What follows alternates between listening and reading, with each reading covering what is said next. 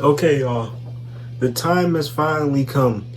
To the 12 of you that watch to the end of the video on every video, y'all know that at every video, I always say we are on the road to 2K. Well, now, this is a little bit premature because I'm recording this for like 20 away, but now we are here. And what better way to commemorate than give y'all a 2-hour compilation of some of my personal best videos, you know what I mean, just to get it out there and to get my watch hours up so I can start getting paid. Oh, just give me my money. Just give me my money. Okay. Give me my money. Okay. Give me my money. But in all seriousness, thank y'all. In 2025, we've already beaten the amount of subscribers we got in 2024. In 2024, we got about 600. In 2025, so far, we've gotten 660 subscribers. That's insane. We are only 2 months in. And at this rate, by the end, I'll be a little bit bigger than a small-time YouTuber. I'll just be a semi-small-time YouTuber. And I'm okay with that. But this is all a dream come true to me. In reality, this is really surreal. Being able to come on YouTube or TikTok or whatever platform it is and share my opinion and know people are going to like it or comment on it or whatever the case is. It's a very surreal feeling. And it has been for the years I've been doing content creation. So from the bottom of my heart, thank you. But enough with the sympathy app. Let's get on to the videos. You will never arrive at the truth that will occur. None who stand before me shall ever do so, no matter what abilities they may wield. Those are the words of Golden Experience Requiem. Not Giorno, Golden Experience Requiem. This is a long overdue video, I feel like, because I really need to break down how purely strong Golden Experience Requiem really truly is. For one thing about Golden Experience Requiem is all of its stats are question marks or nullified. The stand is so strong its stats don't matter. Golden Experience Requiem got to keep its original abilities so it can still turn things into live creatures like money into a frog or rocks into a scorpion. It also has the ability to fire things at such a fast rate it becomes invisible to the human eye, and made Giorno levitate off its pure strength and power. Its hacks are so unbelievable. That's the main reason I think it's probably either the strongest or the second strongest stand in the universe, honestly. But that's nowhere near all. It has Return to Zero. Now, what Return to Zero does essentially is before you can touch it, hit it, anything like that, it just goes back to before you even moved. On top of that, to make matters worse, you're literally fighting the stand. You're not fighting Giorno anymore. At this point, the stand user really doesn't matter. Requiem is what matters. And Golden Experience Requiem, it's a sentient stand. It's every stand type, literally, by definition. Don't let Golden Experience Requiem catch you, because it will. It's automatic stand too, so if you serve as a danger to Giorno, it will catch you. For example, the death loop. The whole way the death loop works is that first it kills you in reality, then from there on it reverses you right back to zero. And from then on, any reality that you are a part of or in, you just keep dying. You keep dying because you're reverted back to zero every time you pass, creating a new reality and a reality you just can't live in or just have a regular life. Your reality is set by you dying. There are very few anime characters I think that can even beat Golden Experience Requiem if there are that many. I've seen people say JoJo. All I have to say to that is no, no, no. And the thing is, it doesn't control its power. It literally is on 10 anytime the power is used. Giorno, he has no control of what we've seen. We only saw 4 chapters, granted, but he doesn't have much control over that. As a matter of fact, when Golden Experience was literally talking to Diablo, he was literally like, Giorno does not know anything that's going on right now. I feel like Gojo really just doesn't have a chance. Another thing with Golden Experience is that narratively, it's meant to be this unbeatable, strongest moment in the series. This unbeatable, strongest stand that no one can touch, no one can stop. Your best bet is to pray that it doesn't come for you. Kind of like Tusk Act 4, which that's a whole video of itself one day. But Giorno having Golden Experience is probably a part of the reason why he wasn't in part 6. If he had shown up pre-Made in Heaven, he would have just killed Poochie. Sea Moon wasn't that strong. White Snake wasn't that strong.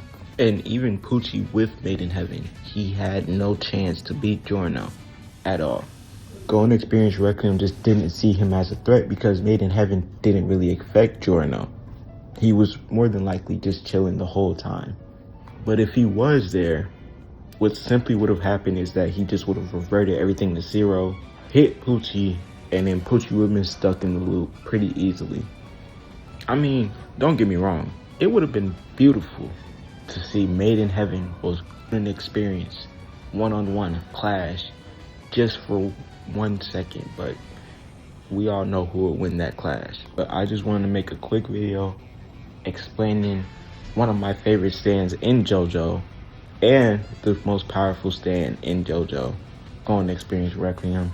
Until next time, I'll see. These obsessive ramblings I do at 4 a.m. every morning sometimes make me a little tired. You know, after a long day of creating content, most on YouTube, some on TikTok, some maybe on Instagram if I'm feeling nice that day.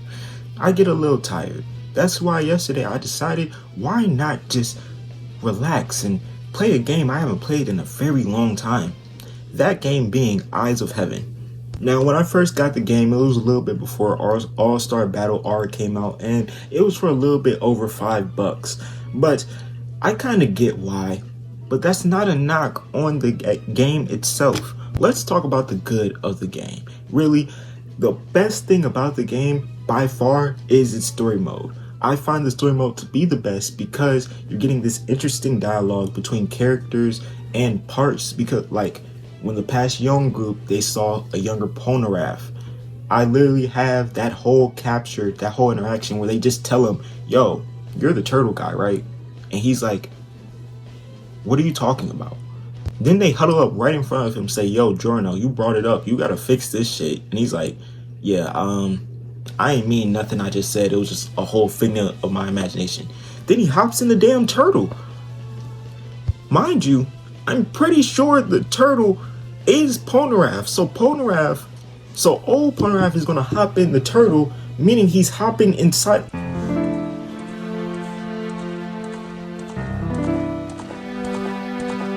Nope. As a matter of fact, I'm not going any further with that thought. I just realized how wrong that sounds.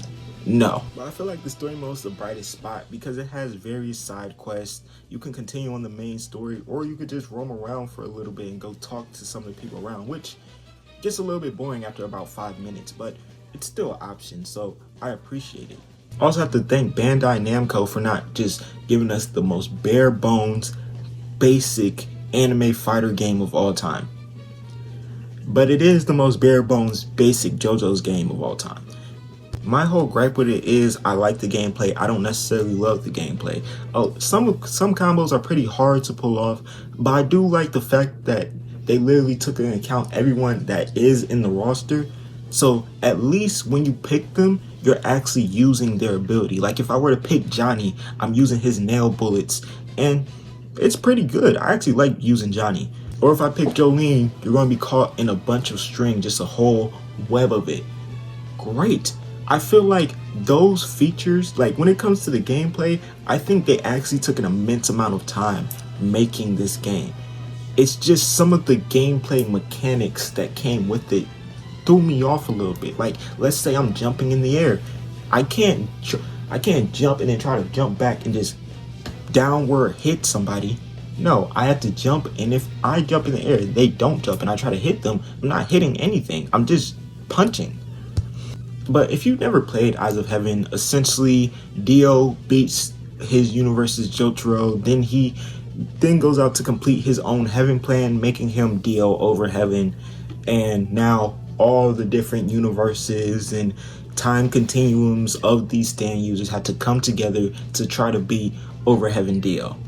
And while you're in story mode, you can also just switch your character, like, because they have all the characters hide in the turtle, because they're just like, well, now no enemy stand users can really get to us, and if they really do jump in this turtle, they're just going to get jumped.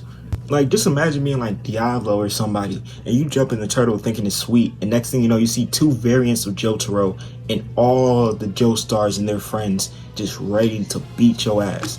But like I said before, I still feel like the interactions were like the best part of the game, and they may be the best part of the story mode, because you get these different, slightly different events that happen, but they're so heartfelt that you're just like, damn. Like, there's one time where in part 4, Jolene comes up to Jotaro, like young Jolene, like 7-year-old Jolene comes up to Jotaro and gives him a hug, and he tells her to run along. Or old man Joseph talking to not only his younger self, but also his younger version of Caesar, telling them that no matter the argument, they should never allow that to come in between their friendship, because that's probably one of his only regrets in life, the last words he said to Caesar Zeppeli. I don't know, the story mode seems like some type of extension to like the anime, and I really do fuck with that, because it just so, when you go through the story mode, it's just so many moving parts and pieces, and you're hearing so much dialogue that like you kind of want to be sucked in if you really do like these and care about these characters, you know what I mean? Even when you're playing as Jotaro and all he says after a long 2 minutes of dialogue is just give me a break, it still sucks you into the universe, which is something I do appreciate. I appreciate all the time that was actually spent on the story mode. I appreciate them giving Dio a new form, and I'm not going to spoil that, but giving Dio a new form, I do appreciate all of that. I feel like this story mode really bangs, and as far as when it comes to anime games, there are very few story modes I actually care about more than the Eyes of Heaven story mode. Now let's talk about the stages. Now, I feel like when Eyes of Heaven came out, which I'm not sure, I'm pretty sure it came out in the mid 2010s, I want to say, again, don't quote me, but when Eyes of Heaven came out, part 8 didn't have that many stages. Cool. Some part of me wishes we got like a deluxe or a DLC that had more part 8 characters and more stages for part 8, but again, you cannot get everything you want from an anime game. I just won't lie. But I feel like the characters are good. Some of the like multi-special attacks are good. And another really bright spot of this game is like the shop. And the reason I say the shop is because almost every character has like, well, the really popular characters have 4 to 5 fits. Almost every character has at least 2 or 3 fits, maybe even 4, that you could customize, buy, and that maybe Araki just drew them in, and it's cold as shit. Or they were literally wearing it at one point. It was only a small part of the manga. Either way, it's cold. And plus you have things like dual heat attacks, which is the combo attacks where you see someone like, let's say, Jolene and Jotaro. They work together, they do their combo attack, and I'm pretty sure it's called like the perfect angle, where they just beat you fucking senseless. Or Johnny and Gyro doing an attack that literally wasn't even seen in the manga. Like, even though I have my own gripes about the gameplay, you could tell someone still cared about it though, because you have these random beings that will show up no matter which stage you are. But it really just depends on the stage, because whatever shows up is canon to what will show up in the story. Like, let's say you go to the dinosaur ranch in part 7. Dinosaurs are going to show up and start trying to attack you, and they're going to start trying to beat you up and all that stuff. Now it's time to talk about the things that bothered me with Eyes of Heaven, like the fact that it's literally only a one-person game. And when I say that, that means you can either have a 1v computer or a computer versus computer. Why can't I not have a 1v1 real quick? Why can't I not run the ones with one of my friends who was talking shit about JoJo's and doesn't even know what I'm about to do to him with Giorno? And plus, at least for me, for a long time, the online mode was pretty buggy. I haven't hopped on the online mode for Eyes of Heaven in probably about a year now, so like, if there are people who have been on online a lot more recent than me, you all can let me know how y'all feel about that in particular. But like, I had a few bad experiences and I was just like, yep, never again. And then probably the last gripe I really have with the game, and probably the like least serious one, is literally why when we start the story mode do we have no moves at all. Now, I understand it's a story, you need skill points, all that. But my whole thing is, A lot of these characters had these moves when they first got their damn stand. How is this different? Like, for example, Giorno and Growing Experience and him making a tree. He's been able to make a damn tree. It's definitely a game you could relax with pretty easily. It's a pretty calm, chill game. Of course, with stand users, there are some people where you can't use their stand to the best of your abilities, and really you're just going to have to train and work on that. I feel like the combos are pretty basic, but what can you expect from a JoJo's game from Bandai Namco? It's definitely a game I would go to every once in a while, but I would never just binge play it for a really, really long time. I think even yesterday, when y'all see these clips from this gameplay, I recorded it in probably about an hour and a half probably. I don't think I would necessarily classify Eyes of Heaven as bad, but if you're not a JoJo fan and you just randomly picked up the game, you would think it's super mid. But that's all I got for today. If y'all enjoyed the video, please make sure you like, comment, subscribe. We're on the road to 2K, so everything is much appreciated.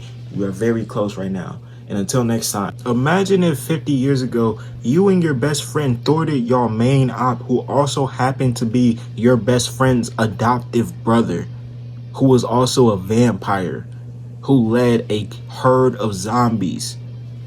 And while those 50 years pass and you think he's done, and y'all good, you good for the rest of your life, you become rich.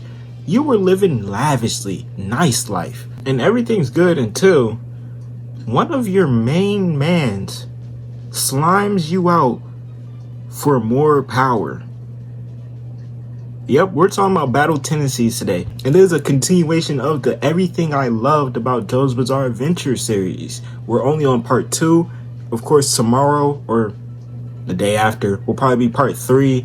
You know, it'll go on. And once it's done, I'll wrap it in a nice little compilation video of all y'all, just so y'all can have something long in like an hour to watch, and I could have more watch hours. It's a fair trade, I think.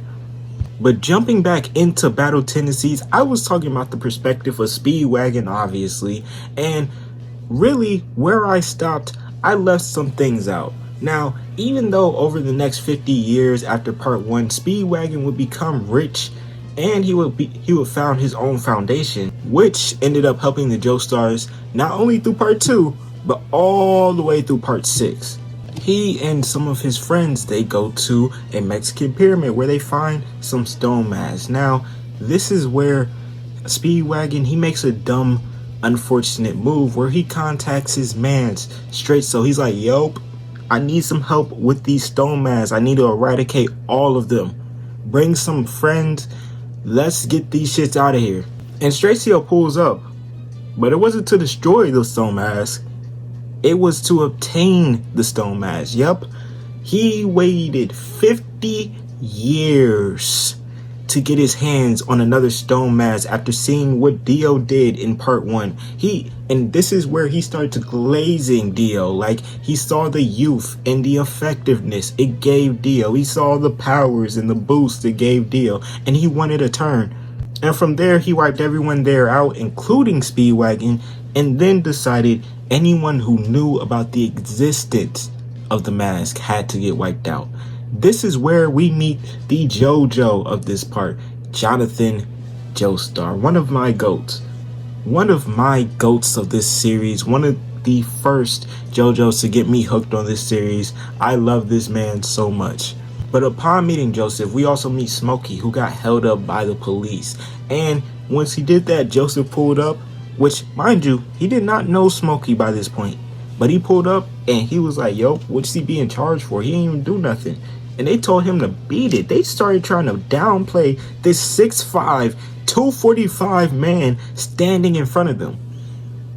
So Joseph, with a little hormone magic, got Smokey out of that jam. And after that, Joseph finds out what happened to Speedwagon, that he was defeated by none other than Straitso, someone who he saw as an uncle. So Joseph is mad now, but we don't know what he's going to do. This is our first episode seeing him. What could he possibly do? Well, when Straitso finally gets to New York and confronts Joseph, one of Joseph's first reactions is to pull out a damn Tommy gun. And he let that shit sing like he was a prime ice JJ fish on the scene. And not that many shots landed, but it was enough to send a warning and send a message. What type of message? A message to the civilians of New York that ain't shit safe, not even in the 1930s. But Joseph and Straight Soul have their battle, and not gonna lie, Joseph low-key made light work of that man. To the point where, at the end, Straight Soul tells him some very important, very key information. That he dumped everyone's body into a river just so the beings within the actual stone column wouldn't be awakened. But that wouldn't be enough, that we will find that out later. But now we're in Mexico, and this is where Speedwagon has to relive a nightmare of being alive, and where he then asks the man holding him alive, saying, "Why did you revive me? I wanted to be gone." And this is where we meet someone else, someone a part of the 1938 German party, Rudolf von Stroheim. This is where Stroheim literally just sits there and is like, "Well, we brought the Pillarmen back because we want to research on them and we want to become the strongest in the entire world for this upcoming world war. You may have heard of it." Like, they even gave the Pillarmen they stole a name, Santana, which this next scene is very interesting. Because while Speedwagon is just sitting there internally tweaking, like, what did they do? He doesn't know what type of being he's messing with. Santana gets out of their container, meaning it's in the open with all of these German soldiers. And once it gets in the open, it was low-key chop cheese from there. It was kind of like watching 2000 Shaq run through your whole defense while you couldn't do anything but stand in the stands and eat your popcorn quietly. And all looked lost until Joseph Joestar, the GOAT, or as I like to call him, this is where we got him, I'm pretty sure, shows up to the base just to stop and save Speedwagon. And we see Joseph, we see a little bit of his hormone abilities on display here, where he actually takes on Santana and he actually doesn't get demolished in a second. So that means he actually has a chance. Okay, a chance was okay. Overstatement. It took him and Stroheim's combined effort, but like their combined effort was like crawling to a door to get them to get that Pillarman in some sun. Like, that was really the best bet that they had, because if they didn't do that, it just would have been chopped liver. Like, if the Pillarmen didn't have a weakness literally to sun, it would have been raps. GG's. Now, remember earlier when I said Straight Soul said he dumped all the bodies just so the figures within the column wouldn't wake up? Well, they woke up, and they woke up at perfect time, because this was the time that Joseph had just gotten to Italy to meet up with Speedwagon's contact, Caesar Zeppeli. Let's just all take a second to appreciate Caesar Zeppeli before we get to the very untimely part of his demise. Caesar, why'd you have to be an idiot and just rush in there? That was low-key dumb as shit. You was still clutch though. Joseph and Caesar are arguing though, because Caesar blames the events of part 1 that happened to his grandfather where he passed on Jonathan. He blames them solely on Jonathan. He thinks that his grandfather had nothing to do, where he doesn't know that his grandfather was the one who chose to sacrifice himself. But anyway, they get to the underground cave where they actually see the 3 Pillarmen, and they see the German soldiers' bodies on the floor in mass. And Wamu was wasting no time. He did Caesar the worst way with a slightness, and he was about to do Joseph the worst way. All the way until Joseph says, "Yo, give me a month. Give me one singular month, and I promise you I'll come back, I'll give you a worthy battle, and I might beat you." Now, mind you, these are almighty, all-powerful Pillarmen. They already knew his game. They knew his tricks. He was a hormone user. They already had counters. But you know what? They said, sure, try it. And then they put a poison ring on not only his throat but also his heart, just so if he did decide to, run away, leave the country, never meet them again, they could just, poison him. And this is where we find out the most important thing about part 2, which is the Red Stone of Aija, which is the thing that Kars, the leader of the Pillarmen, wants the most by far. But catching back up with Joseph, he is off to go training with Lisa and Caesar, where he goes through grueling training for a few weeks on end, where until the last week, until the rings dissolve and the poison is seeped into his body, he gets a final test against Lisa's servants. Now, while competing that test, AC/DC shows up, and he was not on no bullshit. He got rid of one of Lisa's servants like that. He wanted to see where Joseph was at. He wanted to see his potential, and most importantly, he wanted his almighty fade. And that's what he got. Those two were a battle of wits. It was a very interesting battle. It was actually one of my favorite battles to watch at first, just because of how off-putting it is when you first see it. But Joseph delivered a final blow to him, a striking blow, and he went back to Lisa's castle. But the bad thing is, AC/DC wasn't dead.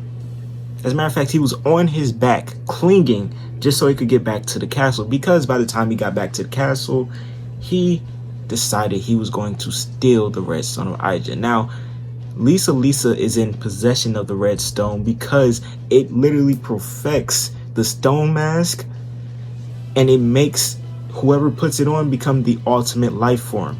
And so, possessing the body of Lisa, he actually took the stone and put it on a shipping cargo cart to go all the way, I'm pretty sure, to Switzerland.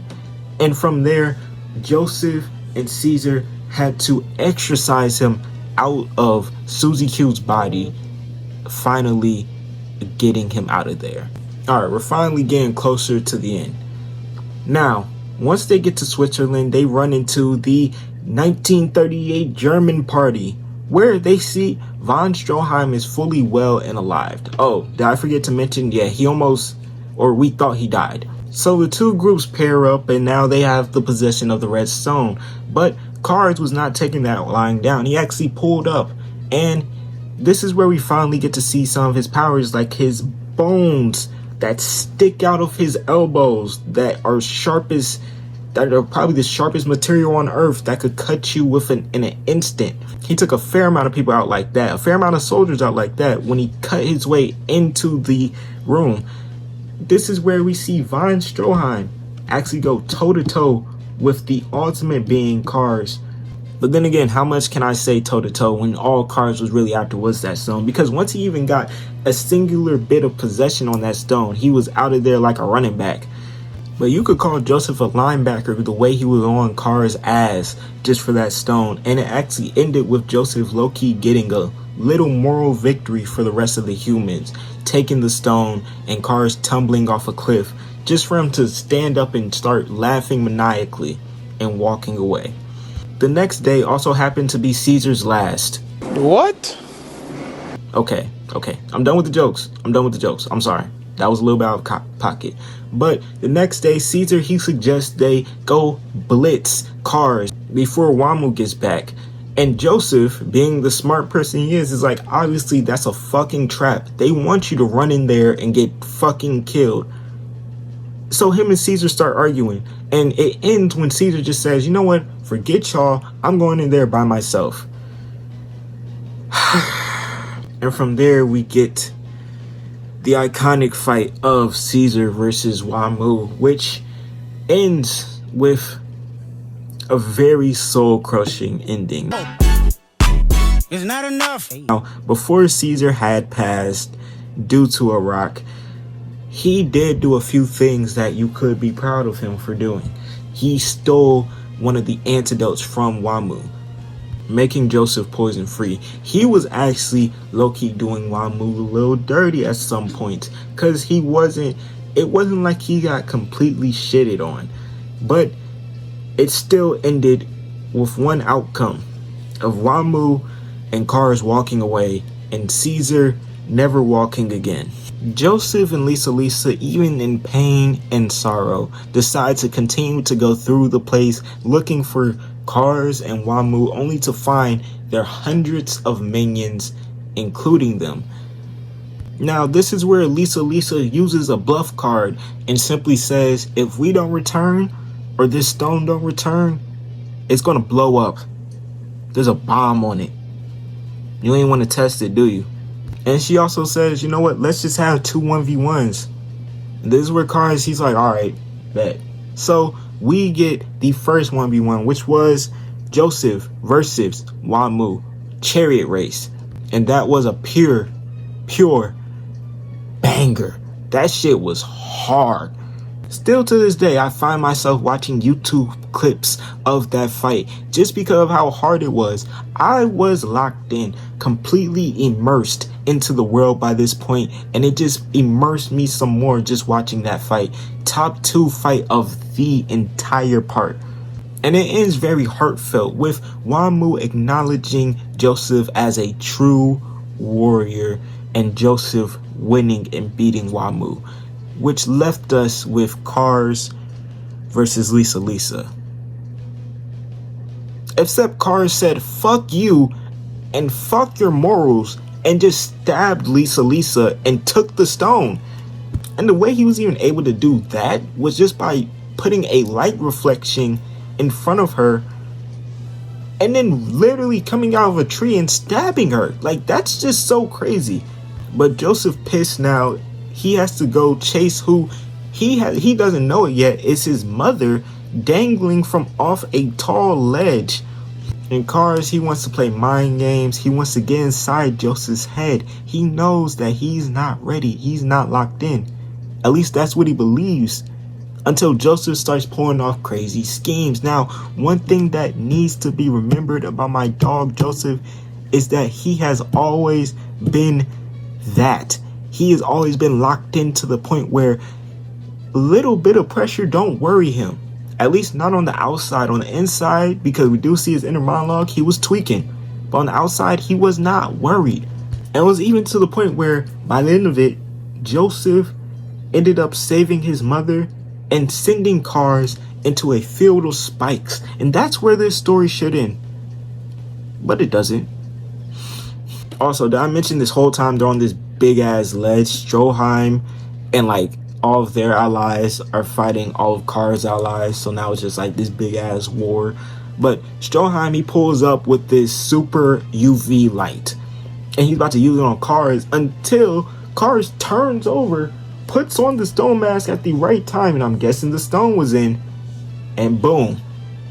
We get a transformation. No longer is this old version of Cars. We get the new Cars. The improved Cars. The ultimate version. Who could do almost anything, including make himself invulnerable to lava. But as soon as Cars gets up, he's like, oh yeah, what was all that shit you was talking now, Joseph? And Joseph runs away.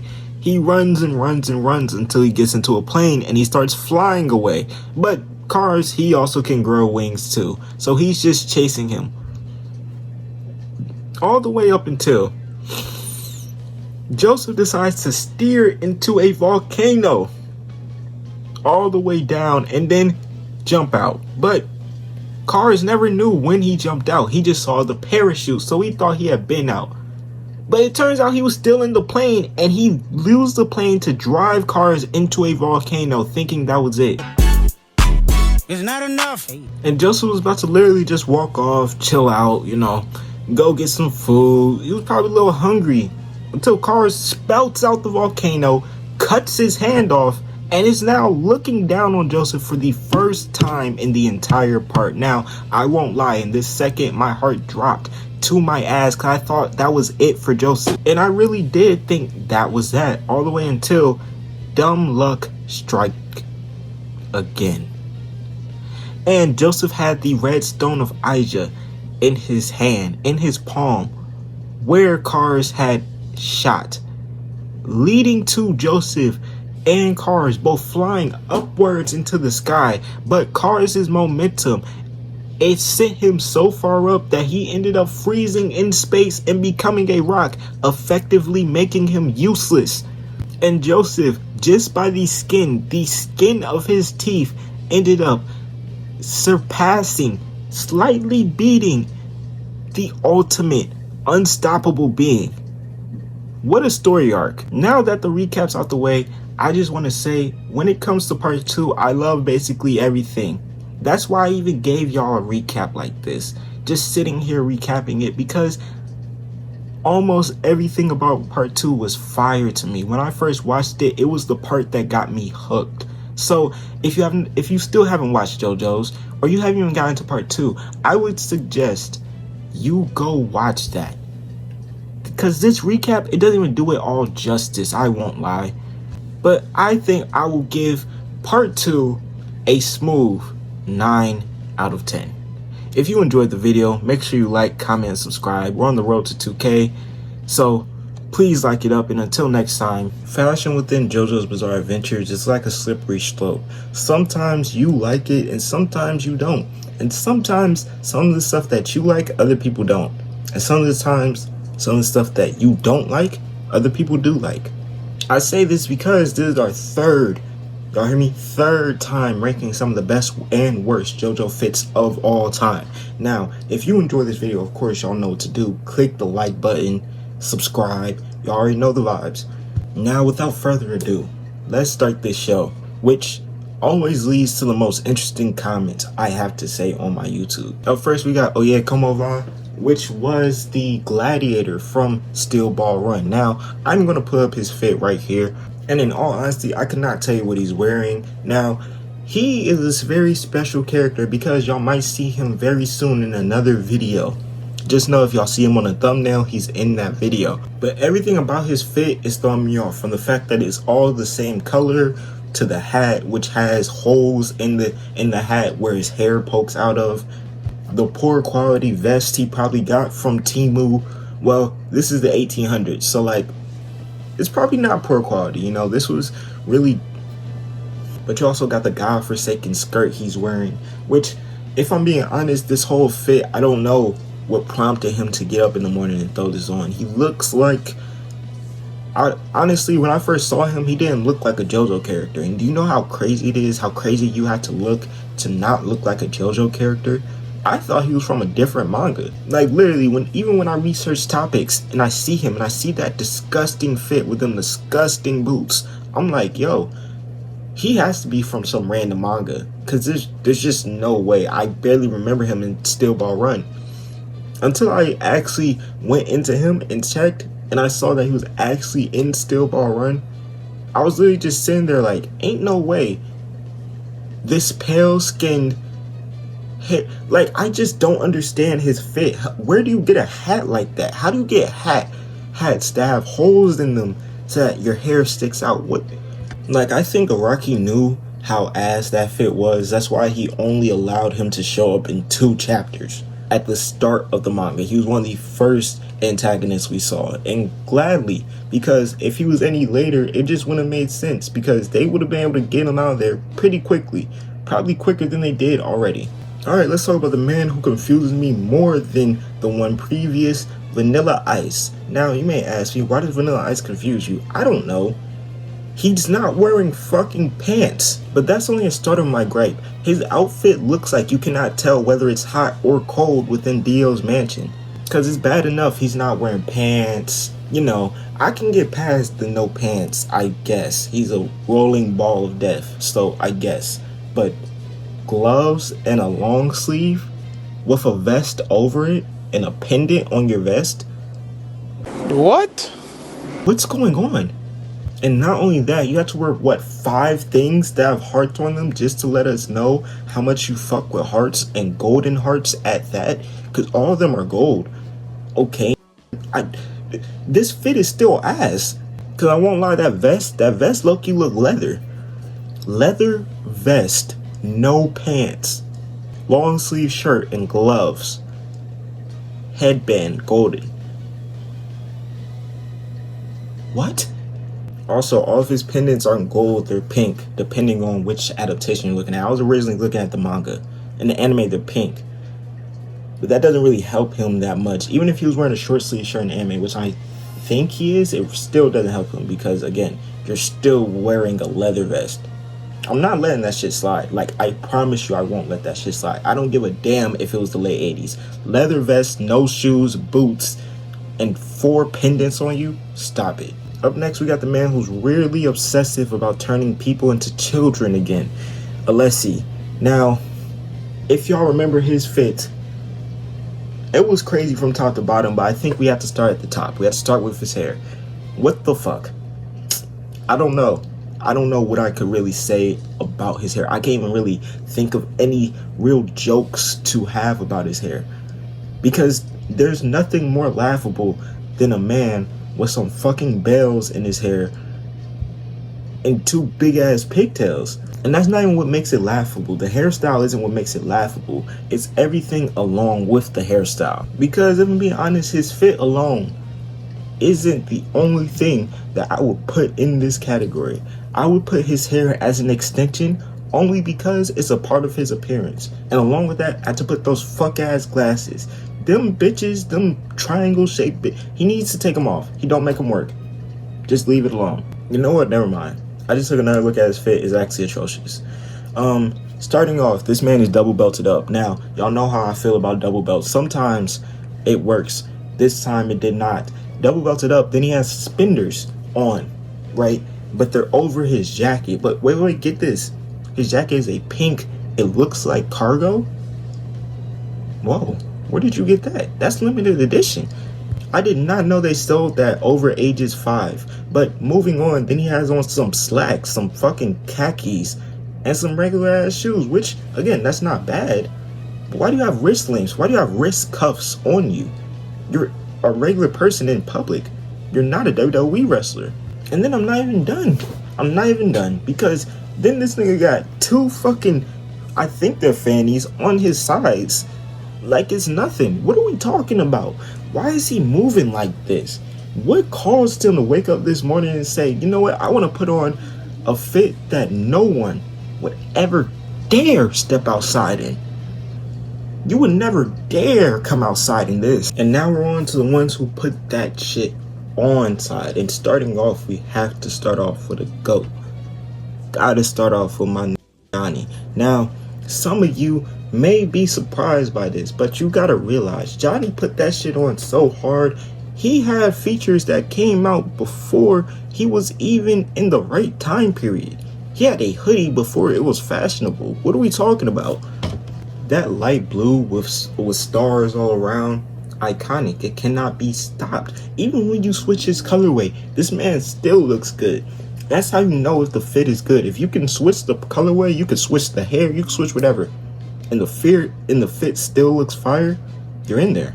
That's how you know. But him, Gyro, and Diego should have been all triplets the way they was putting that shit on. All 3 of them. Because I've done each of them for each part I've done for ranking fits. All 3 of them end up in the good fit list. Because they be dripped down to the 9s just to race across America to find holy corpse parts. Some real shit.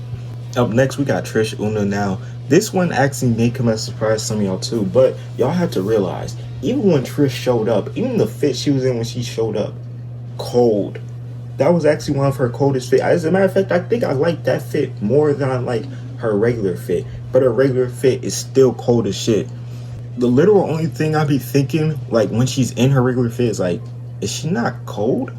Because, like, I know part 5 took place early 01. She got on a smooth ass top with a long ass skirt, which she does change sometimes throughout the series. I'm pretty sure her regular one and her Eyes of Heaven one are different. And then she got some boots. Now, it's a basic fit, but it works. See, if it works, I won't hate. But there are some fits that, like, they're so bad that even if they do work on that person, I gotta hate. And I also gotta say, the theme of her outfit, like the whole mathematic shit, because she got like a mathematic chain on her neck, and like it matches her whole fit.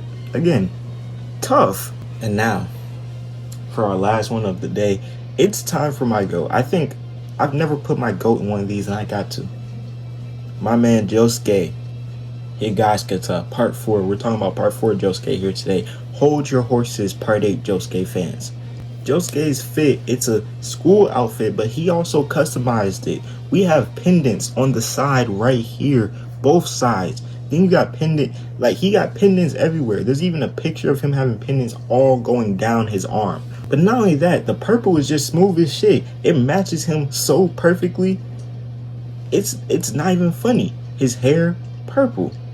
Fit, purple. Shoes, purple. I feel like the only thing about his fit that throws me off is that like his undershirt under his vest has zippers on it. Why the fuck does your shirt have zippers on it? But it's okay though, because the rest of his shit cooks. Like when I first saw Josuke, one of the main things I was like drawn to was his character design. His character design was actually one of the ones that like I've ever seen at first just like, yep, that's just tough. Like seriously, how tough are you to where you have a gold J on your chest to represent your name? You can only be the GOAT. But yeah, that's all I got for y'all today. If y'all enjoyed the video, make sure you like, comment, and subscribe. We're on the road to 2K, so anything would be greatly appreciated. Sometimes villains suck, and not in the traditional, oh yeah, they suck, and that's a good thing. But in the way where they suck, and it's so bad, you want to close your screen, or close whatever book you're reading, and just log off for eternity. Now, I'm sure y'all can see the beacon of light that is outside of my window, but don't worry, that will be the only beacon of light about this video, because today we are talking about the worst JoJo villains 2. Greyfly was described as a bitter old man, at least that's what his stand user was. Now, the thing with him, my whole thing was, when I watched it for the first time, it was insane. Honestly, I felt like it was kind of decent. It was kind of good, as a matter of fact, the first time I watched it. Now, you may be asking yourself, am I supposed to be watching the worst JoJo villains? Not the best? Why are you praising this man? I'm praising him to set this up.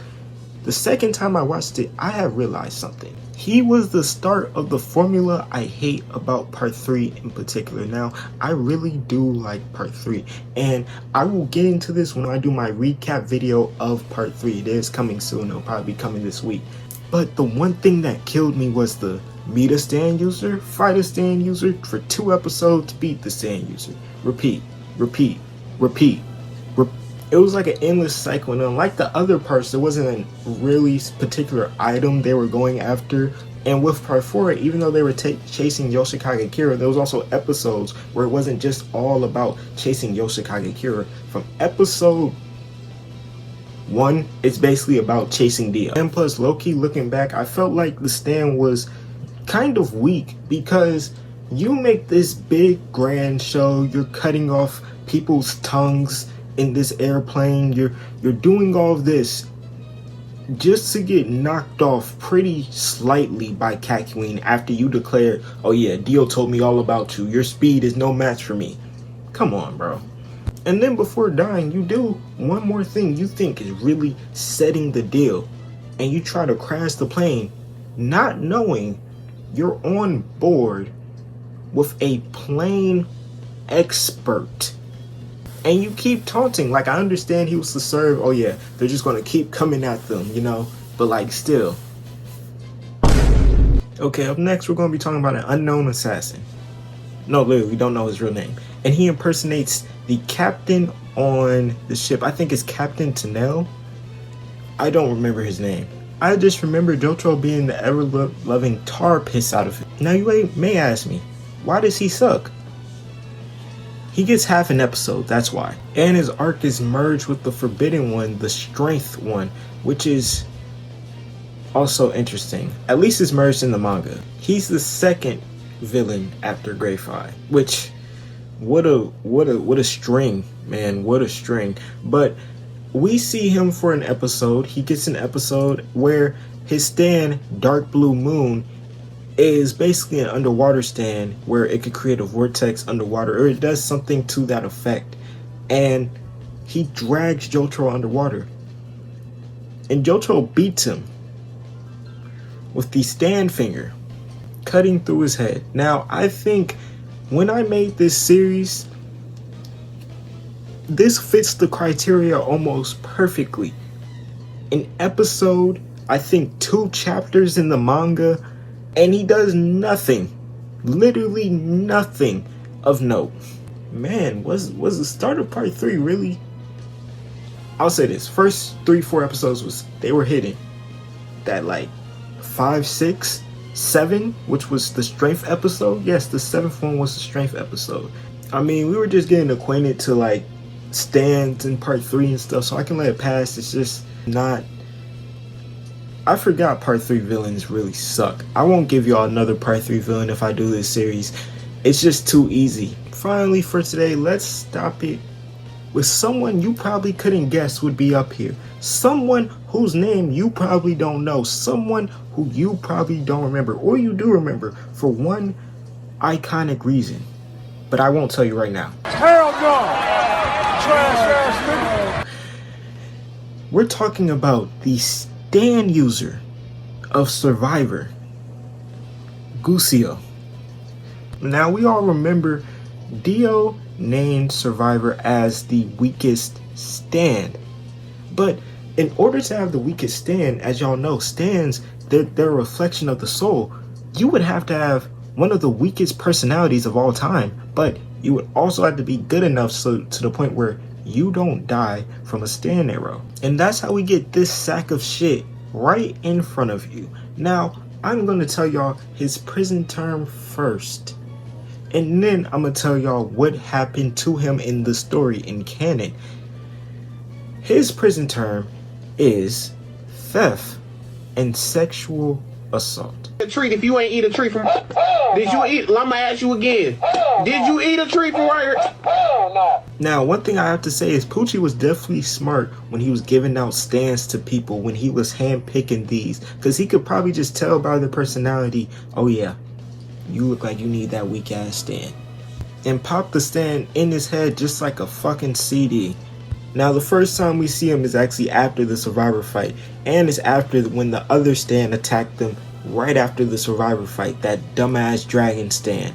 Now, this man, he comes out of the isolation ward and he begs to Anasui and Jolene to help him get out after all the people around him, they're drowned and they're gone, turned to flowers. Because also, this is when Green Baby was activated. Now, I want y'all to take a look at him just for a quick second. I'll give y'all a second. Why would this mild-mannered man be in the isolation ward? Which was probably the question Jolene and Anasui was asking themselves. So Diver Down was implanted into his chest. Now, he probably didn't know about that because he had literally just got his stand pretty recently. Again, Poochie knew how to pick him.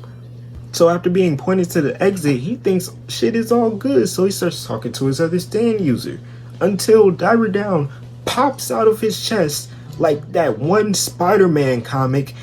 If you know, you know. And boom, he's wandering off aimlessly. And apparently, he just eventually passes away. Now, this is where the iconic moment I was talking about earlier comes in. Because when his corpse is found by Poochie after he found out Green Baby was born, you wanna know what Poochie did? He popped in a disc of classical music into his head and started celebrating.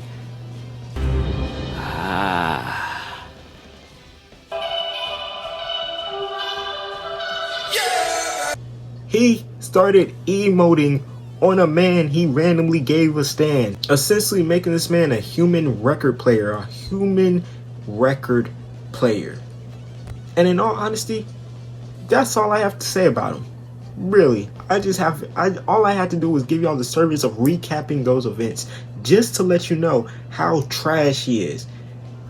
That's literally the definition of ass. But if y'all enjoyed the video, make sure you like, comment, and subscribe. We're on the road to 2K. So, of course, that'll be, irony is pretty funny. Today, I made a poll on my YouTube asking what other animes besides JoJo's Bizarre Adventures would y'all like for me to talk about. I had the standard ones up there. Dragon Ball, Naruto, Bleach, and other. You could have just left a comment. And you still can. The poll is not closed. But there is a clear leader, and in my eyes, at least for right now, there's a clear winner, and that's Bleach.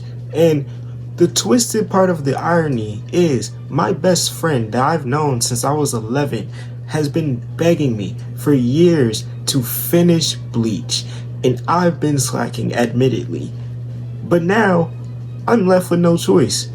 Now y'all will start begging me to finish Bleach. So why not just start giving y'all Bleach content and finish Bleach? I will finish it. But that also leads into today's topic, which is the worst hairstyles in Bleach. Yep, we are switching that series over from JoJo's. And up first, you have one of my ghosts, Renji. Now you may ask me, well, his hairstyle isn't that bad. Which, admittedly, that is true. But just because of his hairline, I have to put him up here. It's so disgraceful to my eyes. I feel like it's burning a hole in them every time I look at my screen and see him with that fuck ass hairline. It genuinely makes me question what a man has to do in life to get to that point where he just doesn't give a fuck about his hair. At the same time, he is a warrior, but we see what he could do. Even though my Bleach knowledge is rusty, I'm all the way up to the Ukiura fight, or a little bit after. He was getting bopped. I don't know what he's doing in a 1,000-Year Blood War. I don't know if he's turning up. But back then, it was crucial. But his hairline is such an atrocity. I would say he has to be forced to wear a headband every time he goes out in public, or he just has to be forced to shave all that shit off, because that is disgusting. It's horrible. It's every horrifying adjective you could think of. Just think of how bad that actually is. And think to yourself for a second. Would me, personally, be able to walk out the house with that hairline and feel comfortable? No head covering. No nothing. No hoodie. No. Everyone in public has to see you. All of your friends, even though they may question it or they may not, weird glances will be looked at. Are you comfortable with that? Up next, we gotta talk about Omida. Now, looking at his hair, it poses a question. Why don't you just go bald? Why don't you just let all that shit go? Just let it go with the wind. Sometimes it's okay to allow life to drop changes into your lap. When you started losing your hair and your hair started to go back, that was a change nature was telling you to give it up. And I think more than anything, what pisses me off are those fuck ass sideburns. Take them off. Take them off. Just take it all off. Just let it go. Let it go. You could just be an old, bald. It's okay. It's okay. Sometimes life tells you change is bound to happen. You're not accepting the change. Because his forehead is still so big you can crack an egg on it and scramble that bitch on his head. On his head. What's the difference between being bald? You just look a little bit more silly like this. You look a little bit more goofy like this. Between you and just being a bald nigga. You could have just let it go. I think between JoJo and Bleach, this is the most I've ever thought to tell a character to let it go. This is horrible. This is a haircut you should never strive to be. When you are old and you start losing your hair and your hairline starts going back, it's only but so far back it could go before you're just like, alright, it's time to just let all this shit die. I stand fucking corrected. This is genuinely the entire worst hairstyle you could ever have. It's not enough. Now, I would never trash the character, but I can trash the hair. If you can even call that hair. It's one strand of hair. How can you call that a hairstyle? You're just, I don't know. You're bullshitting. I can't call it. At least with the one before, you could at least say he was just losing his hair. He won't let it go. You know, with this, You wanted this hairstyle. This was a choice, and it's a bad one. It's a really, really bad one. I wish it was cut off, and I think the longer I stare at it, the more I want to physically cry and bawl out in tears. Because mentally, I can't even justify a reason to get that hairstyle. And I can't even say I would get it just because I was bored. Even if I was bored, that's just more... It's so over the top and extreme. It's literally like if you went out in public and just wore a sign that said "kick me" all the time. But with that hairstyle, the sign doesn't say "kick me," it just says "look at me." And a lot of people would probably look, for better or for worse. But at the end of the day, you shouldn't care about what people think. But in all seriousness, you should never get this fucking hairstyle ever in your life. If you ever... No. Just don't think about it. No. I feel like one day I'm gonna run into somebody with one of these hairstyles and they're just gonna be like, oh, what was all that shit you was talking? I'm gonna just look at them and keep walking. But like, genuinely, these are some bad hairstyles. Except Renji's, you know. Renji's hairstyle, like his actual hairstyle, is not bad. It is literally just that fuck ass hairline. Please, for the love of God, get it. Keep a headband on. If you enjoyed the video, make sure you like, comment, and subscribe. We're on the road to 2K, and we've actually just hit 1.8K. The growth has been crazy. The community has been growing. 50 days to save your mother from an ancestral vampire that has been plaguing your family for over 100 years. Can you do it? Yep, we're finally getting the recap of part 3 video. I've been trying to move through this series, but I've had other video ideas come to me, been requested for me, and just all the above. So I decided, you know what? Why not start the part 3 recap just about now? Now, when will this video go out? I do not know.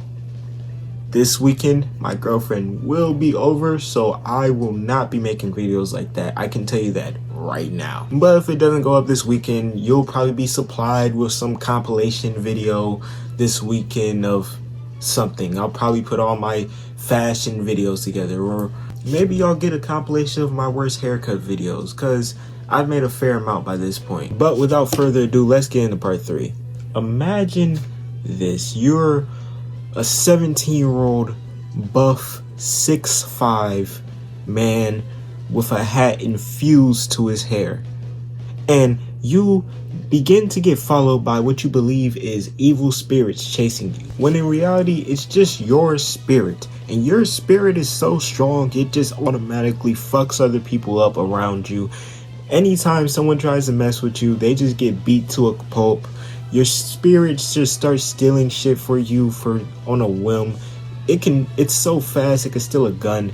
But when your shitty mom comes to you in your jail cell that you put yourself in after beating people up, you kindly say to her, fuck off, and continue to just sit there rotting in your jail cell. Yep, I'm talking about Jotaro Kujo. At least some people's thought process behind Jotaro Kujo. When we talk about Jotaro Kujo, we need to really talk about his character. But I thought this was a part 3 video. It is, but not in the traditional sense like I did the other 2 videos. I'm not recapping all 48 fucking episodes of part 3. You got me fucked up if you thought I was actually doing that. Rather, I'm just actually going to highlight a lot of things I liked about part 3, starting with Jotaro. Now, I definitely like part 3 Jotaro a lot. As the years have gone by, part 3 Jotaro has grown on me more and more. I think the idea of a 17-year-old who wants everyone to be safe, sound, and secure while just pushing everybody away at the same time is a very interesting concept, but it is a very overdone concept, and it can become overdone very fast. I feel like at some points in Stardust Crusaders it became very overdone. But I will say, at the start, the story was low-key cooking until we got to that dumbass Gray Fly episode. It was like an episode and a half. Y'all know I don't like that fucking stan. I don't like the user. I think the whole thing is dumb. I think Gray Fly is a very dumb stan who was there for spectacle and got packed up and like half a fucking episode. That's actually sickening. But the start was low-key some heat. I think one of my favorite episodes was probably it was the Hangman plus Emperor episode. So it was High Horse and Ponarav's sister's killer versus Ponarav and Avdol, which was really just versus Ponarav initially.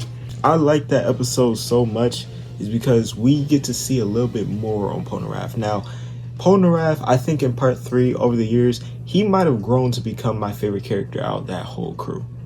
Him or Avdol. Because both of them were real as fuck. Both of them were ready to lay their lives down for that crew, no matter what the cause was. Now, Ponarav, it took him a little bit longer to come around, but he did. I think the argument between Ponarav and Avdol, and I really think with Araki's writing style at the time, where how he will always have these two characters butt heads and clash right before one of them died or actually died, it was brilliant because it was a fantastic use of a fake out. I thought when Avdol came back, he was about to be on straight BT. He wasn't, but I thought he was. Eat a treat if you ain't eat a treat from. Did you eat? I'ma ask you again. Did you eat a treat from right here? My fucking fault for assuming, guys. I know, but Avdol, he gets shot with the Emperor, and then we get his funeral, or like a version of his funeral. And I was just watching it for the first time like, Jesus Christ, I'm about to tear up. One of my goats just got packed in the middle of the damn part. Are you shitting me? Because this was the first time it had happened. I don't count part 1 and Will Zeppeli dying technically in the middle, because all I had to do was get through 4 more episodes and I was done. I finished part 1 in literally a few hours. But me, Avdol, this whole group been on a journey for, I don't remember what episode it was, but I know it was in like probably the late 10s, maybe early 20s. That's a good amount of episodes. Anyway, what's a part 3 video? Without talking about, the rest of the group. Old Man Joseph. I did enjoy him. Did I feel like his character was a great step in what would be the evolution from part 2 Joseph? Yes.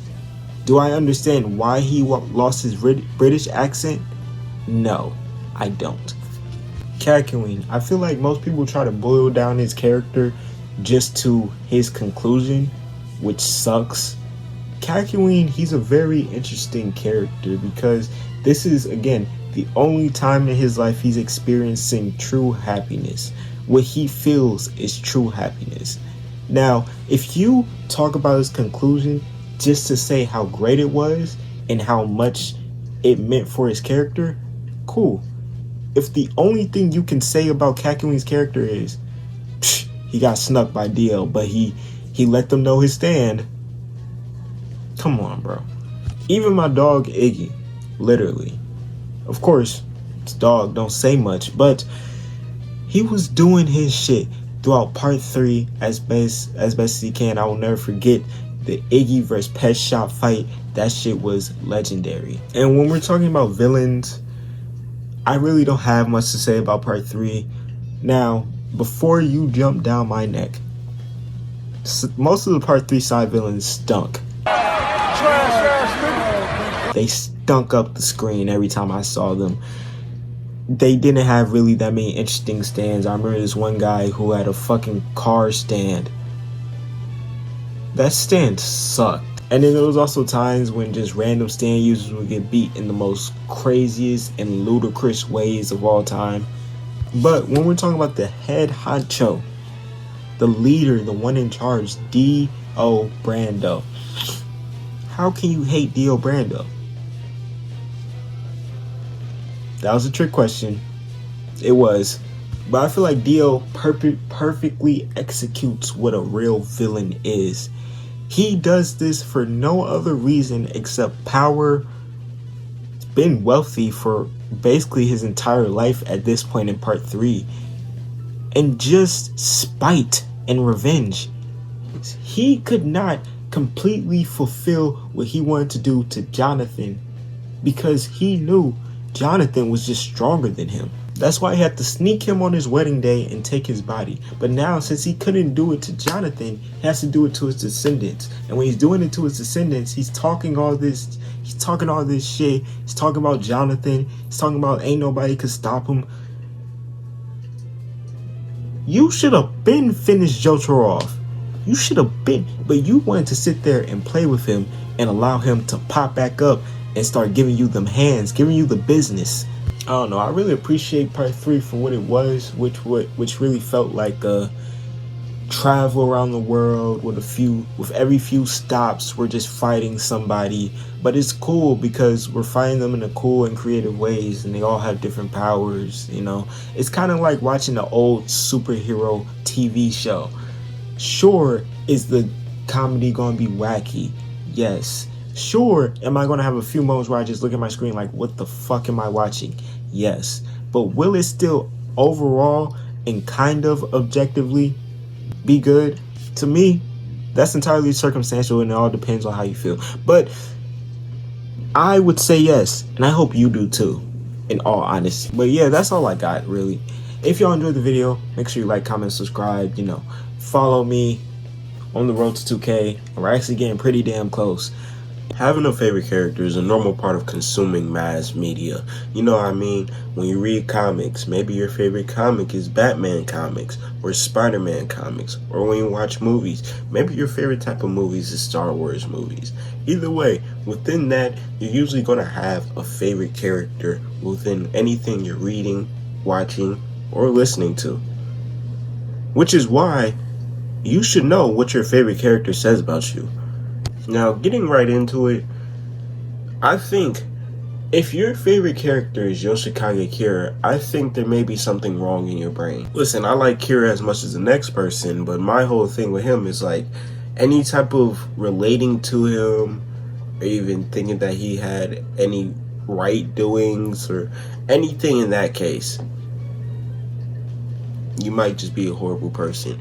Because again, Kira's backstory was left out just so people didn't feel sympathy for him.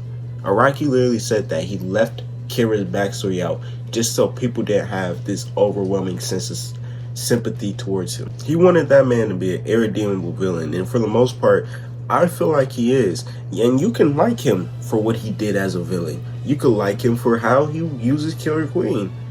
But just liking his character and relating to it, yeah, nah, that puts you in a bad place. You're almost as bad as Dio fans, which, if I continue this series, will eventually be talked about. I also think which Yoshikage Kira you're a fan of actually tells me everything too. Because if you're a fan of Yoshikage Kira with the blonde hair, and like you relate to him, yeah, you might just be a complete psychopath.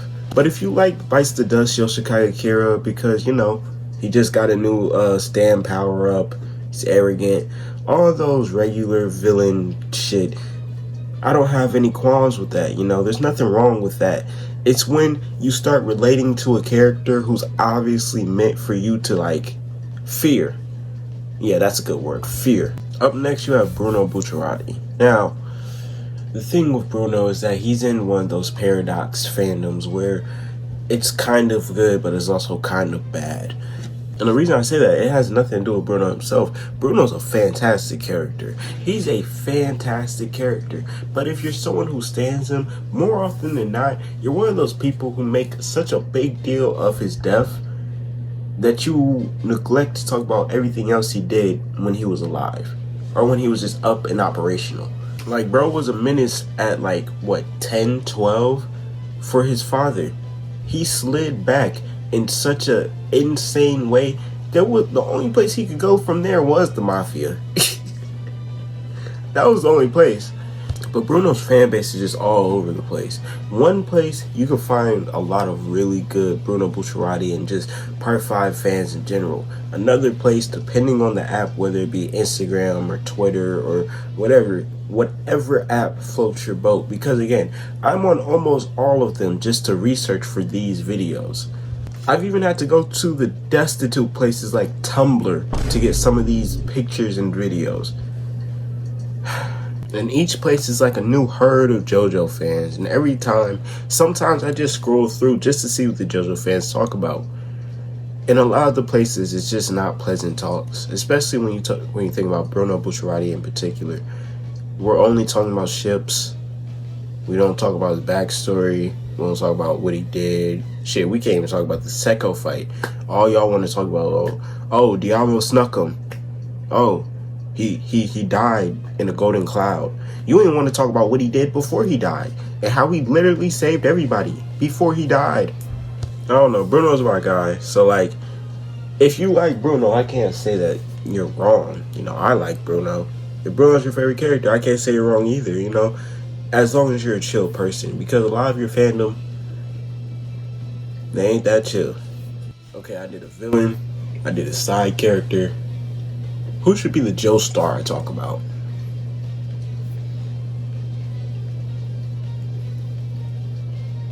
Yep. Johnny Joestar. Now, listen to me. I love Johnny Joestar. So anything I say in this video about his fandom, or even in reference to him, may be seen as a little bit harsh, but it's just because I want the fandom to be just better.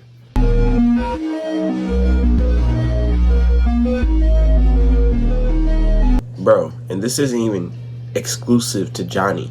It's to all the Part 7 characters. Stop putting them in positions they shouldn't be in. When you overrate the hell out of these characters, you overrate the hell out of this manga, you know, even though I think it's personally the tie for the best part in JoJo. But when you overrate the hell out of it, and you start hyping up these characters and you hype all this shit up, but then you can't explain why you hype these characters up besides aura, no one's trying to hear that. And I love Johnny. I could name a plethora of reasons why I think Johnny Joestar is a good character. But like, if you're one of those people that just be like, yeah, Johnny be out mogging you. What? And don't get me wrong, I'm not saying that necessarily the whole fan base is bad, or anyone who likes him for just his character and things are bad. All I'm saying is essentially majority of the fan base are Part 7 fans. The majority of Part 7 fans will overrate the shit out of Part 7 to the point where they try to take it out of JoJo's Bizarre Adventures and have it be its own standalone thing. No, it's a part of JoJo's. It's like if you're a video game company and you just made a fire ass game and niggas try to take away your credit. Give me my credit. Give Hirohiko Araki his credit. That is Part 7 in JoJo's Bizarre Adventure. Yes, it is called Steel Ball Run, but it is still Part 7 in JoJo's Bizarre Adventure. Stop trying to take it out and put it in. No, it's Part 7. Like, honestly, I love Johnny Joestar, but that fan base is awful. Fan base is terrible. Learn!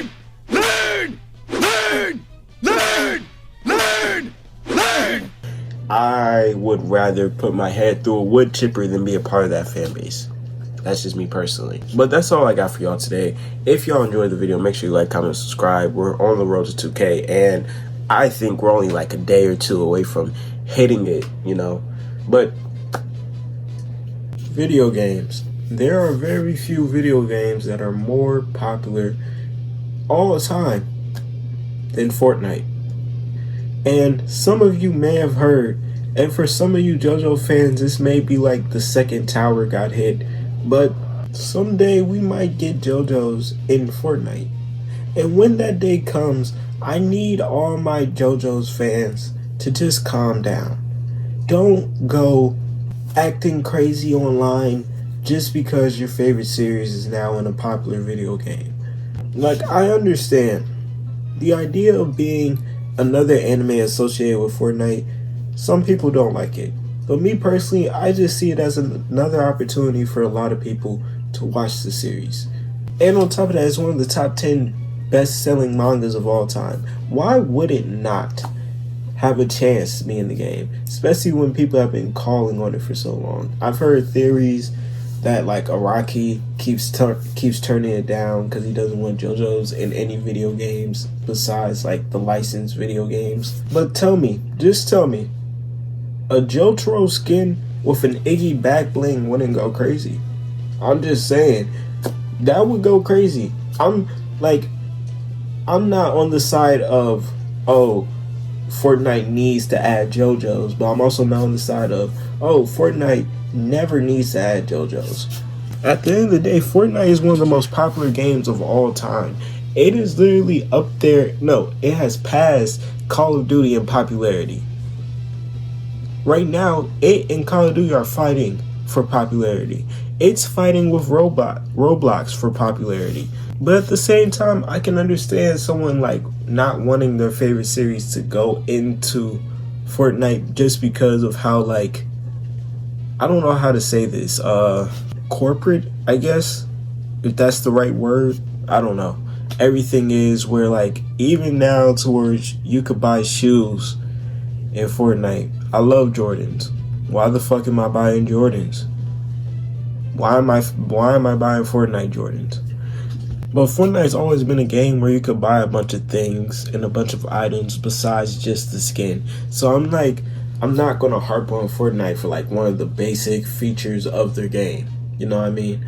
But I don't feel like JoJo's being in it would be a bad thing. It would be cool to see some of these random ass characters JoJo posing. Like, what's wrong with seeing Peter Griffin JoJo pose?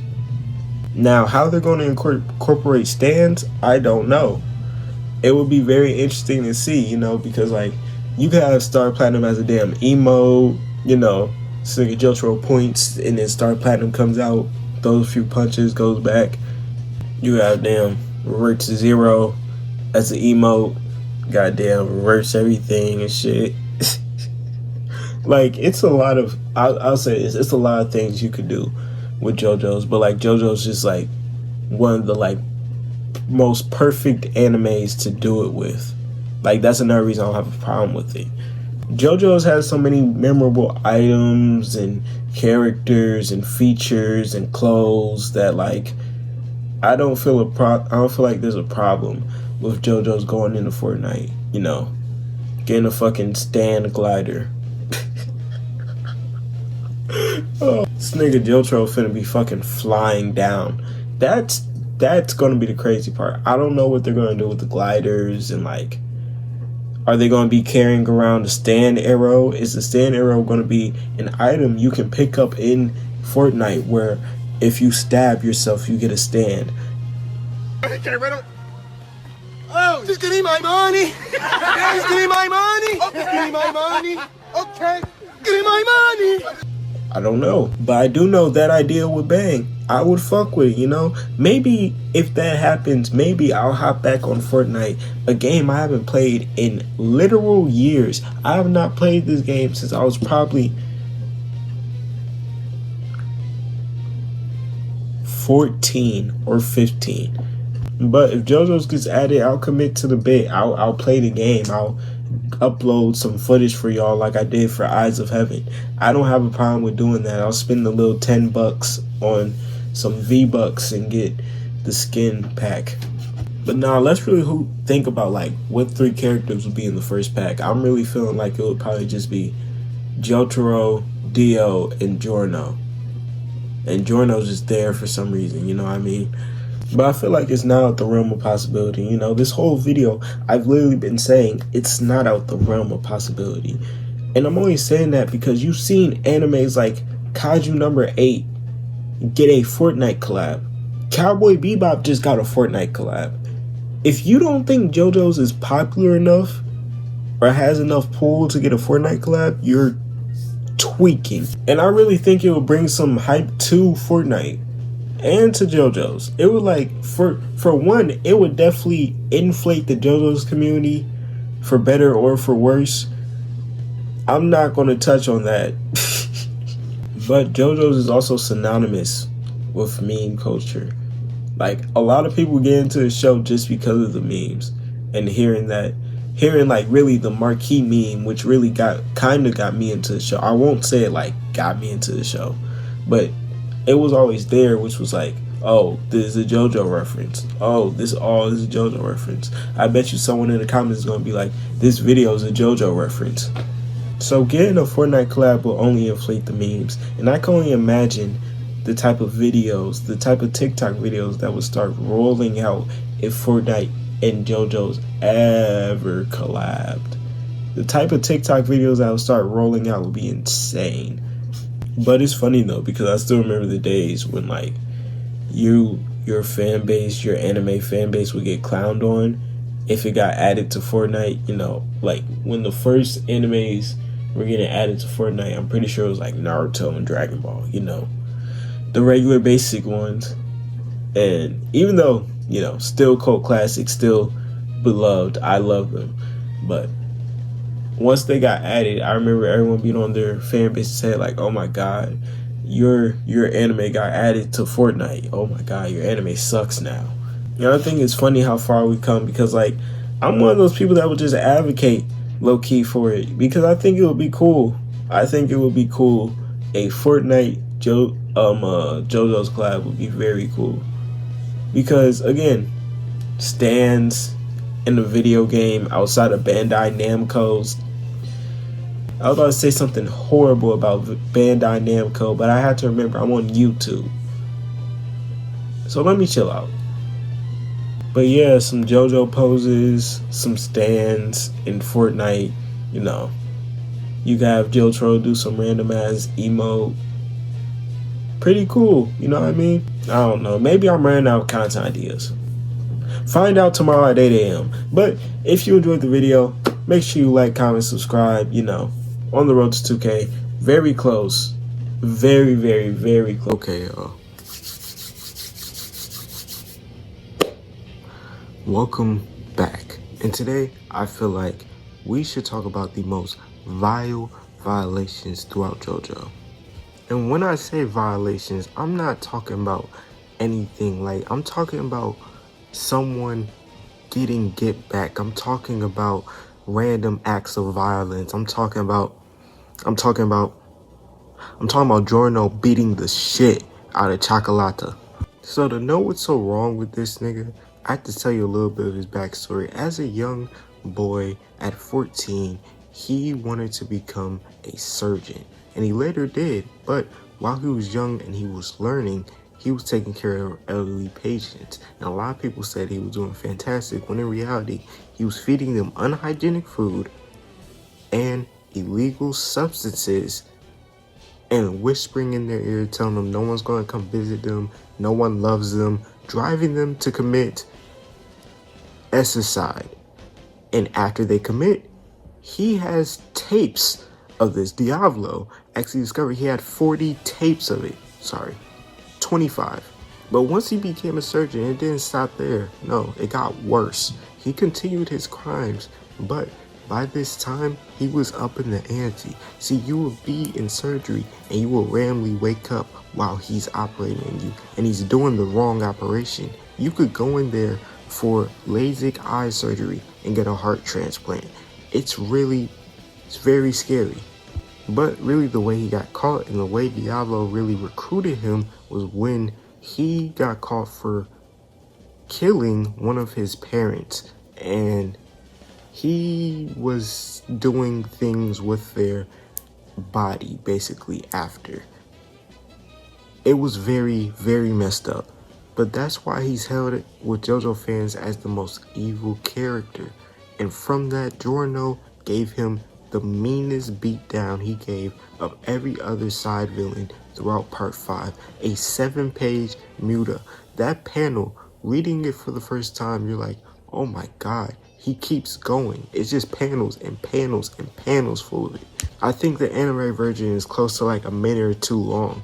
It's long as shit, and you just keep seeing Golden Experience punch the shit out of this nigga, deservedly. And mind you, before he even beat him down, he has shot one of his bullets into his head and turned it into a stag beetle so it could eat through his brain, just so he would be morbidly wounded and he wouldn't be able to react the same anymore. Up next, we have Kira versus Jotaro, Part 4, Sheer Heart Attack, Part 2. It takes place in this episode. I'm just going to start off from this episode. Now, at the start of the episode, you see Kira versus Koichi, and Kira made quick work of Koichi, low-key almost packing him up to the point where he was like, yo, I got a few minutes to kill, literally, and he started just messing with him. Right before Koichi got his wallet and started naming out all his personal information. If you know Kira, you know he hates that shit. So Kira, getting angry, just punched right through him and was about to leave up until someone showed up. The man he sees is Jotaro Kujo. Now mind you, this is after him and Koichi were literally attacked by Kira through sheer heart attack at a clothing store. And from that fight, Jotaro was already almost fatally wounded. So when he showed up, he was very wounded. Back to the violation. Now Jotaro showed up, but at this time, Kira was still mostly talking that shit. Mostly because he was almost completely healthy, as Echoes didn't do much to kill a queen. Then he started saying how Star Platinum's weak and shit, and Star Platinum did not like that. Jotaro throws a punch, knocks Kira down, grabs his wrist, says that's an ugly watch, and punches this nigga up until he's black and blue. The beatdown was bloody.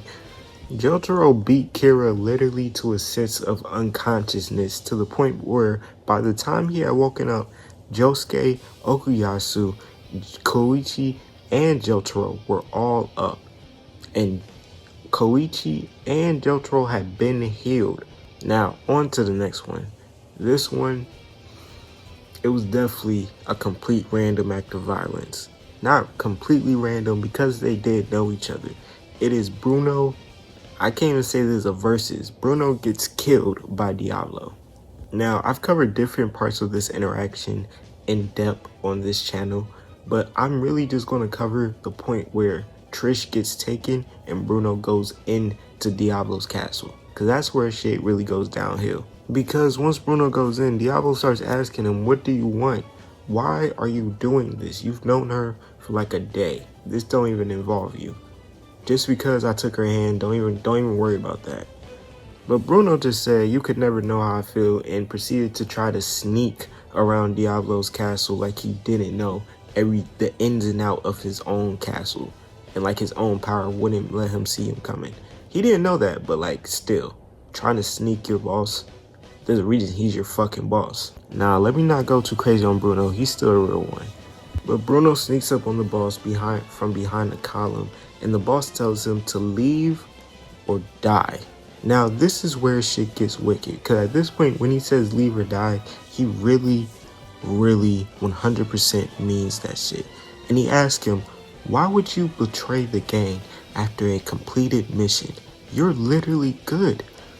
But Bruno says Trish never had a father, so he couldn't know how Bruno feels or she feels, because as y'all know, Bruno, he lost his father when he was young and he got his get back. But Bruno sends his location to Giorno, then he attacks the boss again, but he vanishes. And once he vanishes, it was up. He appears behind Bruno with his stand intact, and one swift chop right to the shoulder blade, cutting almost through him. But he was not done there. No. This wouldn't have made the list if it was just one chop. He then decides for good measure to punch through Bruno Bucciarati like he was a piece of paper. Now before that last blow, Bruno had zipped up his body to trap King Crimson's hand, and it did work. He trapped one of his hands, but that didn't matter because he had another one.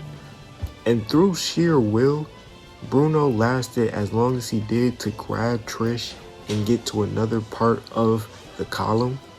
But once he had got to the upper level of the castle, he was really just done. He laid Trish down and he laid himself down. And that was it. While he was waiting on Giorno, he had died, but his soul didn't leave yet. That's why we see him for almost the rest of the part.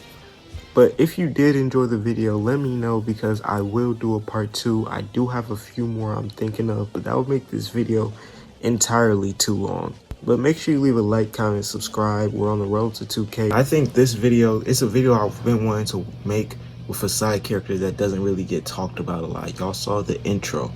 Y'all know what part we're talking about. Y'all know who we're talking about if you got to part 7. Today we're talking about Hot Pants. And we're going to go through her whole history. I'm going to tell you how I feel about her as a character. Y'all know how these videos go. And plus, if y'all like this video, I'm thinking about doing something new. I'm thinking about doing like steel ball run or part character profiles, you know. So this will be the first one. This will be like the trial run. Anyways, let's start talking about the androgynous team switching nun. Hot Pants. Starting off with Hot Pants' background, which we don't actually learn till a lot later in Steel Ball Run, but this is my channel. When it comes to her hometown, all we know is that she was born in the USA and that it was a small town, but her and her little brother used to go to the woods to collect nuts and berries and different things like that. Until one day, a bear, a big ass grizzly bear, caught both of them. And Hot Pants, she was panicking. She didn't know what to do, but she didn't want to die. So out of natural reaction, she had pushed her brother, who was in front of her, towards the bear so she could run off. Now, everyone believed it was a tragic accident because at the time, again, she was like 9. But the guilt ate her alive to the point where she had left her hometown and went to Italy. Once getting to Italy, she became a nun and she had hoped that it would allow for forgiveness from God and her brother. But as time passed, she had learned about the corpse parts, which is ironically a target for almost everyone in Steel Ball Run. But after getting her ability Cream started, she was sent on a mission by the kingdom to retrieve the saint's corpse through the race and under a fake name. That's how we get Hot Pants. But it's once the race starts, things start really getting crazy because during the race, she was teaming up with Johnny, Gyro, Lucy, and Diego, basically everyone who wasn't Funny Valentine, in order to get more Saint corpse parts. And in a lot of ways it worked. It worked all the way up until she ran into the big boss battle, where the big boss already had his final version of his stand and he had his sub stand activated. She didn't really have a chance when it came to that. But me personally, when I looked at her character for the first time, I saw the like stark differences and similarities between her and Johnny Joestar. You really gotta think about it. If you read Steel Ball Run, you would know that guilt is definitely a main talking point within Steel Ball Run. Johnny and Hot Pants both had the misfortune of losing brothers and things they felt like they could have stopped, or it was their fault that it happened. Now Johnny's is a lot more circumstantial because we don't know if it was actually the same mouse that ran on the track and killed Nicholas. Hot Pants, however, it's confirmed that she's basically the main reason why her brother's dead. And Araki plays on the guild in one of my favorite arcs, with not only within Steel Ball Run, within all of JoJo, in the Civil War arc. Now, the reason I love the Civil War arc so much is because it was about facing your past mistakes, your sins, your doubts, and trying to overcome all that. And really, I only say that because that's what the stand was about. The Civil War stand, it was trying to guilt you. It was trying to make you feel worse about the things you've committed, the horrible atrocities you have went through. But it's your job to stay focused and sane to try to beat it, which is why we see Johnny and Hot Pants both struggle so much to beat it. Hot Pants actually got captured in a very quick time for her. Usually it takes a lot, but she got captured because the guilt of her losing her brother and her knowing that she was the one that caused it never left her. Even when she became a nun, it didn't leave her. Even when she was collecting holy corpse parts, it didn't leave her. It was always there because she had never resolved it within herself. And that's why we see Johnny go through the same struggle against Axelrod. Civil War was attacking Johnny like no other. They were going after Danny, his father, his late brother. They were giving him all these different mirages.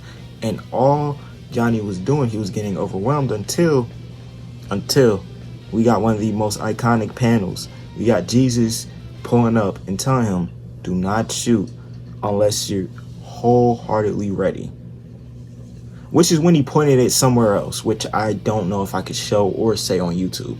But he did it and it worked, and it activated Tuskak 3, which is where we see him almost win up until the end, where he gets stabbed and all of his sins get transferred over to the original stand user, until Funny Valentine pops out and just shoots him, and nothing happens to Funny Valentine because he feels no remorse.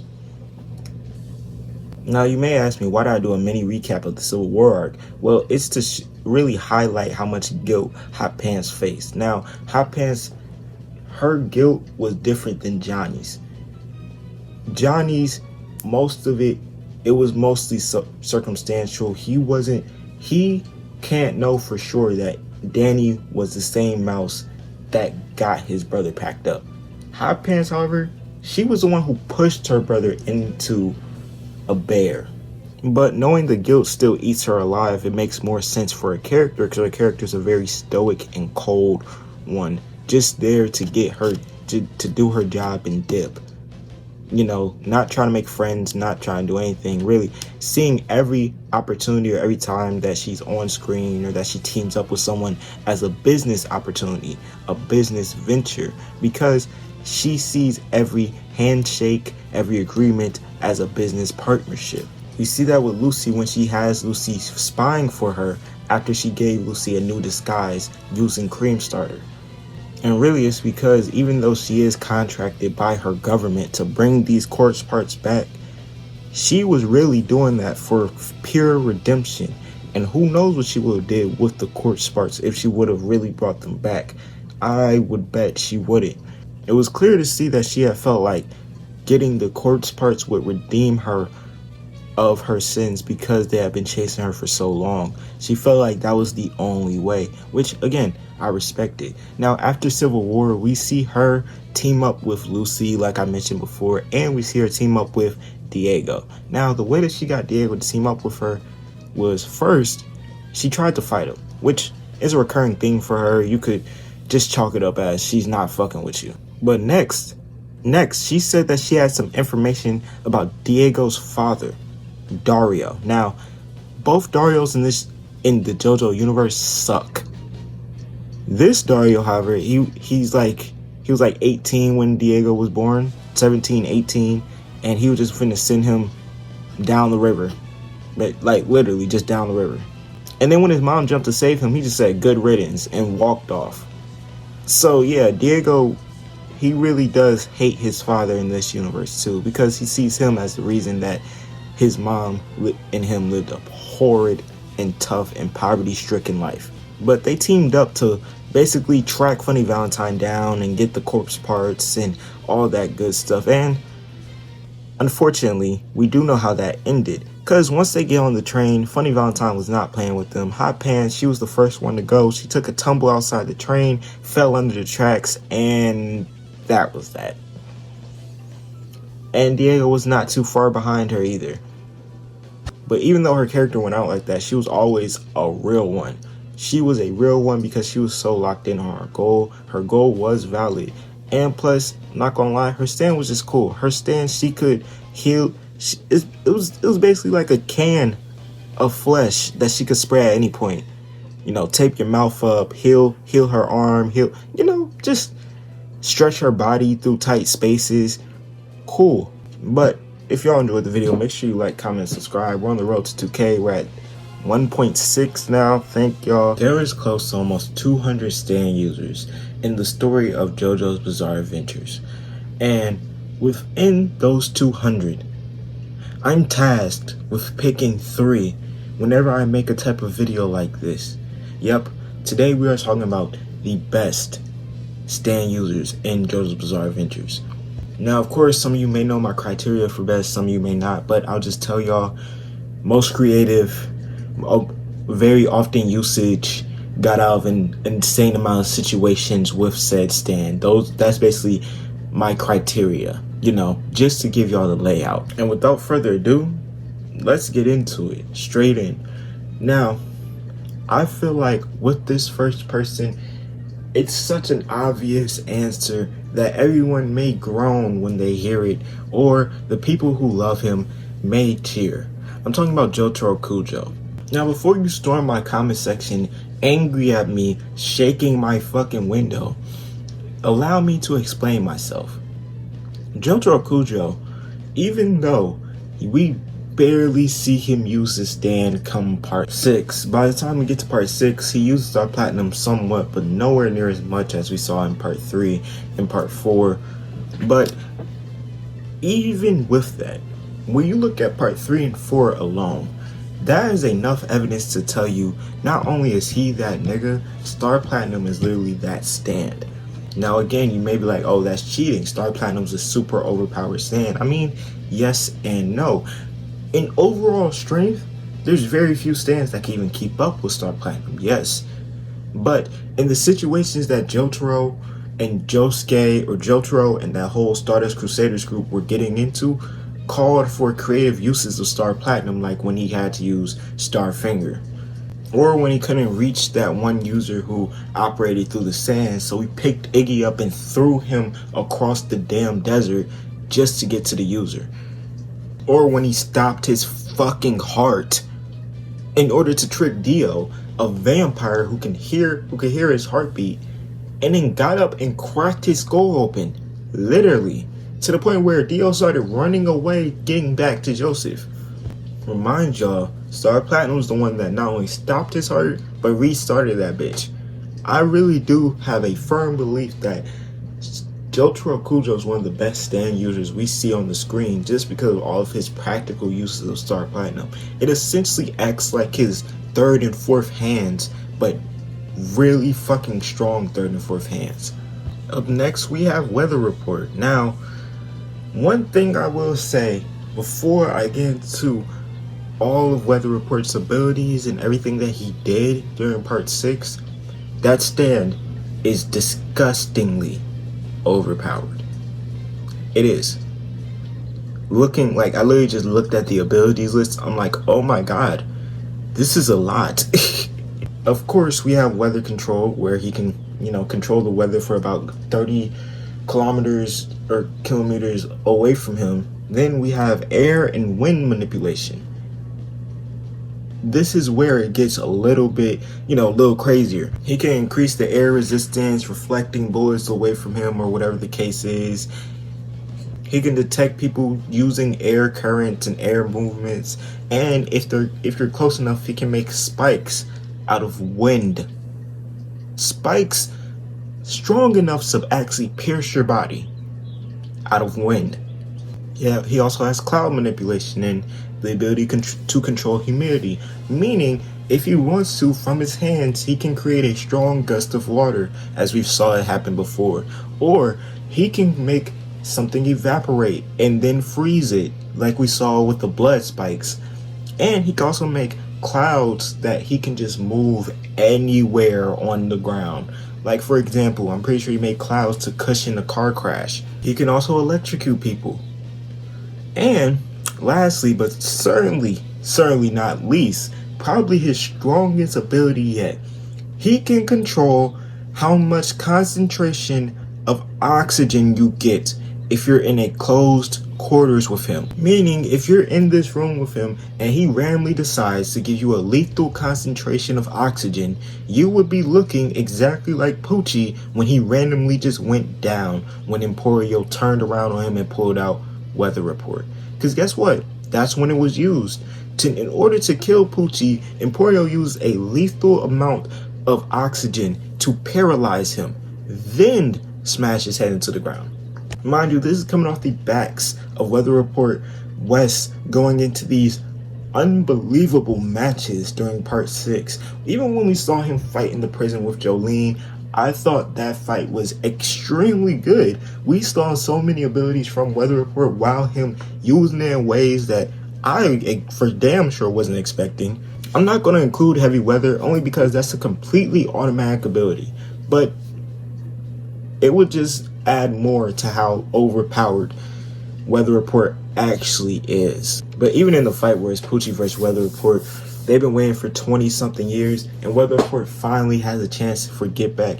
He almost wins, like really almost wins. Like he was about yay close to killing him before a car crash came and fucked all that up. And last for today, I think we have to talk about a stand from part 7. One of my favorite stands from part 7 actually, D4C. Now, you may sit here and be like, well, you really think Funny Valentine's one of the best stand users seen throughout JoJo's Bizarre Adventures?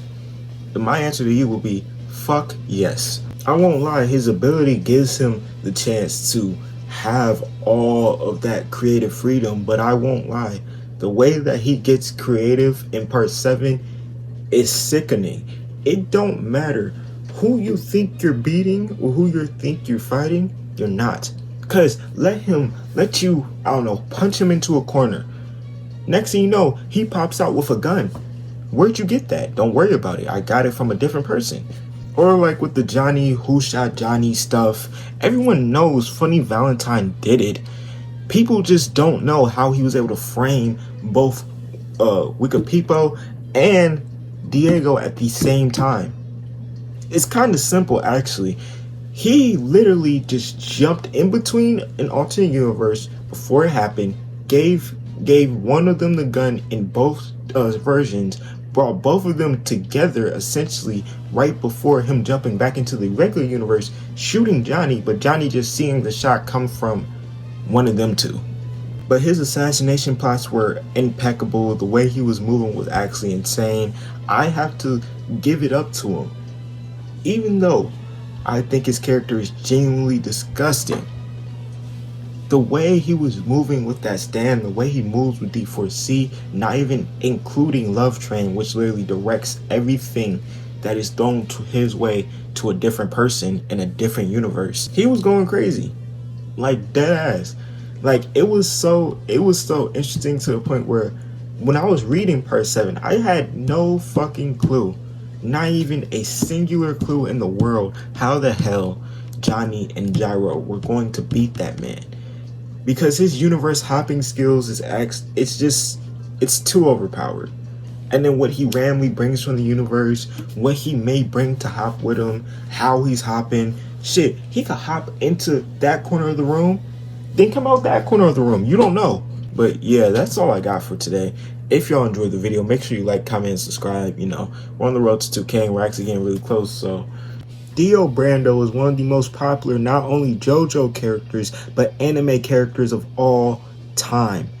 But with a lot of the other popular anime characters, even though there are a lot of good critical analysis of Dio, there are a lot of general misconceptions that cloud most of what people see Dio's character as. And really for most of this video, I'm going to hone in on one point, which is no matter the circumstances you put the character, the soul of Dio Brando in, it is very limited circumstances you get a Dio that is even close to good. And even when he's good, he's still acting in selfish reasons and actions. Now, this whole video literally stems from one of these photos I saw where it was Dio's mother holding him, comforting him, I guess. And it's him as an adult in Part 3. And I was just thinking to myself, like, wow, I don't know if Dio would allow himself to be comforted by his mother by that point. Really, I need y'all to understand something. Dio is not stupid. And even when he was a child, y'all saw how much disdain he had for his father. That's because he literally hated his father more than he hated anyone else in the world. He thought of him as street trash. Nothing. Literally. And his mother, although he did love her, he did not like her at all because she stayed with fucking street trash. But that's one scenario, the main universe scenario, which I will get more back into that in a little bit.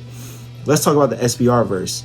And when we talk about Diego, I need to make this clear. I am talking about base world Diego. I am not talking about alternate universe Diego. Sorry, I need a cookie before I get into Diego's backstory. But essentially the story goes, base world Diego's parents didn't want him and they threw him in the river. But then his mom had a change of heart, jumped into the river to try to save the baby and ended up saving him. And his dad said, good riddance to both of you, and then just walked off. And so I'm pretty sure they're found by like a farmer or a shelter or something of that sort. And they go to live there. But while living there, Diego's mom gets harassed, essayed, and ends up, she has to use her hands to hold scalding hot soup so Diego can eat because they wouldn't give her another bowl. And the year after that, she got tetanus and died. Yeah. But her death and what she said to Diego at the end, which was basically telling him to redirect all of his anger and all of his talents into horse jockey racing because she noticed that he was just naturally gifted at it. But again, this is the important part. You need to notice what fuels Diego. Diego is fueled by all the people who looked down on him and the farmer, because he believed that since his mother had third-degree burns on her hands, she was just open to infections and germs, which, again, she was. So the farmer indirectly caused her death. And I say that because throughout the two variants we see, one Dio, which was the original Dio, who is very evil and goes down a path of completely abandoning his humanity, and the other Dio, who has absolutely nobody and was taught by his mother, and through his mother was told to use his talents on something that could make him a living, make him happy, and something he was talented at. One thing remained the same. In both stories, he absolutely despised people who looked down on him. Now again, to a lot of people who actually read the manga and are actually tapped into the story, that may not seem like such a big thing that people are missing, but I really do feel like that is a big thing people are missing. Because when we're talking about Dio, you have this sort of subsection of people who would really believe that some sort of love would have saved Dio. Not Diego. I'm not talking about Diego right now. I'm talking about Dio. When that's just not the case. No matter even if his mom was alive, that would have never saved him. Even if his father still lived, that would have never saved him, because he wanted power. Power. He was a power-hungry person, even through the time we first see him. That's why part one, it isn't really even about the Joestars per se for Dio. It's more so about gaining power. Why do you think his goals flip from I'm going to become rich, and then once I become rich, I'm going to own this whole estate, the whole Joestar estate, and then after that, and then, you know, Jonathan's dad dies, he's like, I'm going to take over the damn world with my vampire army. And then once we get to part 6, it becomes, I'm going to open my own version of heaven for all of you humans and mortals to see. Well, not necessarily, you know, see the outcome, but like see what's happening as he opens this gate to heaven, and he tells Pucci the exact instructions to go and do this thing and carry out this plan, which, you know, of course he didn't directly tell Pucci, but Pucci found out through getting his diary through Jotaro's memory, which is actually crazy to think about. Imagine living in a world so fucked up you can't even read a diary without it being a chance 10, 15, 20 years later it will come back to haunt you in the past. I think the thing I love about Dio so much is the one consistent thing that Araki kept from part 1 through part 7 was literally, I want more power. I want this power, this untapped potential. I want all of it. What? Like literally, Diego, I'm pretty sure he entered the steel ball run race to get more influence and win the cash prize. I want power. I want influence. I want people following me. I want to be viewed in this sort of special way because I have these plans. The last part leaned more towards original Dio, but you get the point. Also, I don't know how people get confused on what Dio does to these young boys in this modern times. He is not doing a singular thing sexual with them at all. Him and Pucci never happened. Him and Kakyoin never happened. The only one I could probably see is Vanilla Ice. But what he was doing to them is that he was just manipulating the fuck out of them. He manipulated the fuck out of Pucci. Because you gotta remember, the first time Pucci ever meets Dio fixes his left foot. Something he himself, Pucci, was insecure about, and he could never know how Dio would even know that. But he did it. And that got Pucci beginning to trust this man who he's never met, who just popped up out of fucking nowhere while he was reading the Bible in church. Mind you, at the time, Pucci was an impressionable 15-year-old. Come on, bro. He was just purely manipulating all these people to get these flesh buds, to get this army. And it wasn't even something new. He had been doing this tactic. So when people bring up these sexual relationships between these minors, I'm just like, how would that even, why would you even think that? He's been manipulating people since part 1. He literally manipulates George's father. I mean, yeah, he manipulates George and kills him. And I feel like even with like his cocky attitude, you can even see where it like ties into the goal. Because if we're talking about really any of the parts of Dio, once he gets some type of power up or some type of extra boost, or let's say time stop just went from 5 to an extra 7 or whatever the case, because he drunk Joseph's blood, that cockiness turns whatever fight he's in into a game. Because he already feels like he has all the power. He already feels like all the cards are in his favor. He has everything. He doesn't even have to do much. I feel like that's why you have scenes where with like Polnareff repeatedly going up the stairs. Because again, he just thought it was fun to fuck with Polnareff. Because he has all the power. He has this castle. And his final form, essentially, what he believes to be his final form, is ready. He's not worried about some fucking Polnareff. I'm not worried about Joseph. I'm not worried about Kakyoin. Shit, Avdol didn't even make it to come up here and talk to me. He never saw me again after I ran him down in Egypt. I'm not worried about them. Because I have all the power. You know, and like, it's such a simple concept. And everything about this video, I feel like everything I'm talking about Dio is pretty simple. But I just feel like the simple stuff gets lost in translation as people watch part 3, part 1, any of the parts that include Dio. But if you enjoyed the video, make sure you leave it a like, comment, and subscribe. We're on the road to 2K, and we're honestly getting pretty damn close. So, some of the most common misconceptions comes when people talk about Giorno's character, as I feel like there is a lack of understanding when it comes to his character for whatever reason. He was a very easy character for me personally to understand. But let's necessarily talk about his dream. And also, to answer your question in short form, no, he would not care if you were outside smoking a J, as long as you're a legal adult doing it. If you're a kid, I don't know, he would probably just come up to you and take it, or turn it into like a fly or something. Imagine Giorno turn your J into a damn bee, a bumblebee. Shut the fuck up.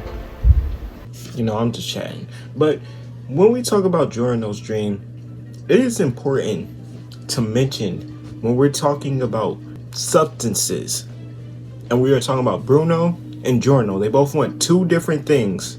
They want 2 different things in their areas. Bruno wanted 0 substances unless for absolutely needed medical use in his area, in his space. Giorno, however, doesn't really care. And the reason I say he doesn't really care is because he's always said anyone can do what they want with their lives. It has nothing to do with him. But he doesn't want the kids to get hooked on this stuff. You can see that in the first few episodes, actually in the fight with Bucciarati, because the whole reason he stopped fighting Bucciarati after he had him beat was so he could tend to a drug-infested child. He didn't want the youth to go through a horrible and hard life just because they decided to take some type of substance or they were persuaded into taking it. His motivation comes from the idea of giving back, because when he was a child, he saved a gangster, and that gangster in turn turned his life from a horrible, abusive hell into a haven just by getting his stepfather off his back. But as shown in the anime and in the manga, he didn't really have a problem with drug dealers themselves. He didn't really care about the actual dealers. He only cared about taking out the top of the system. And the only reason he did was just so he can manipulate and decide how much actually flows into the public. Now, technically, this doesn't count because it's non-canon.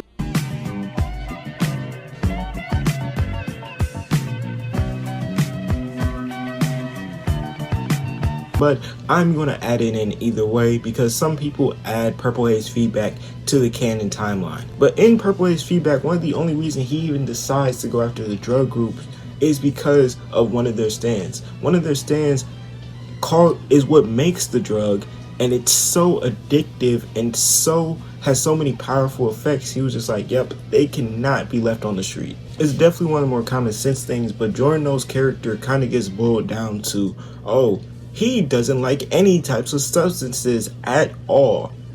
When in reality, it's just like, he wants to rebuild his community and make it a place for stability and economic growth at all times. Also, I see people being like, oh, he wouldn't like JoJo. Why wouldn't he like JoJo? He would love JoJo. His only issue with JoJo would be that he's selling to other high schoolers, but then he will also be like, well, you're a teenager. You're the same age as me. We're both 15. So it's not really your fault per se. And then he would go after the head. He wouldn't have any qualms or any issues with JoJo, because JoJo, he's just another dealer. He sells the gas. That's just it.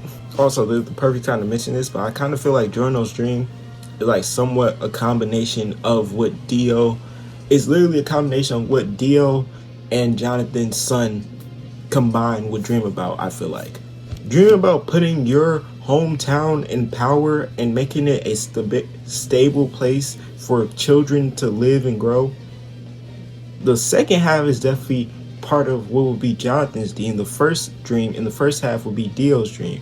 Having your hometown be a place of power and stability and growth and financially rich. That would be a full Dio dream.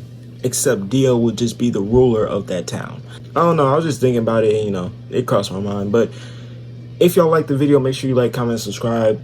I'll see y'all next time. We're on the road to 2K and we just hit 1.9. Peace.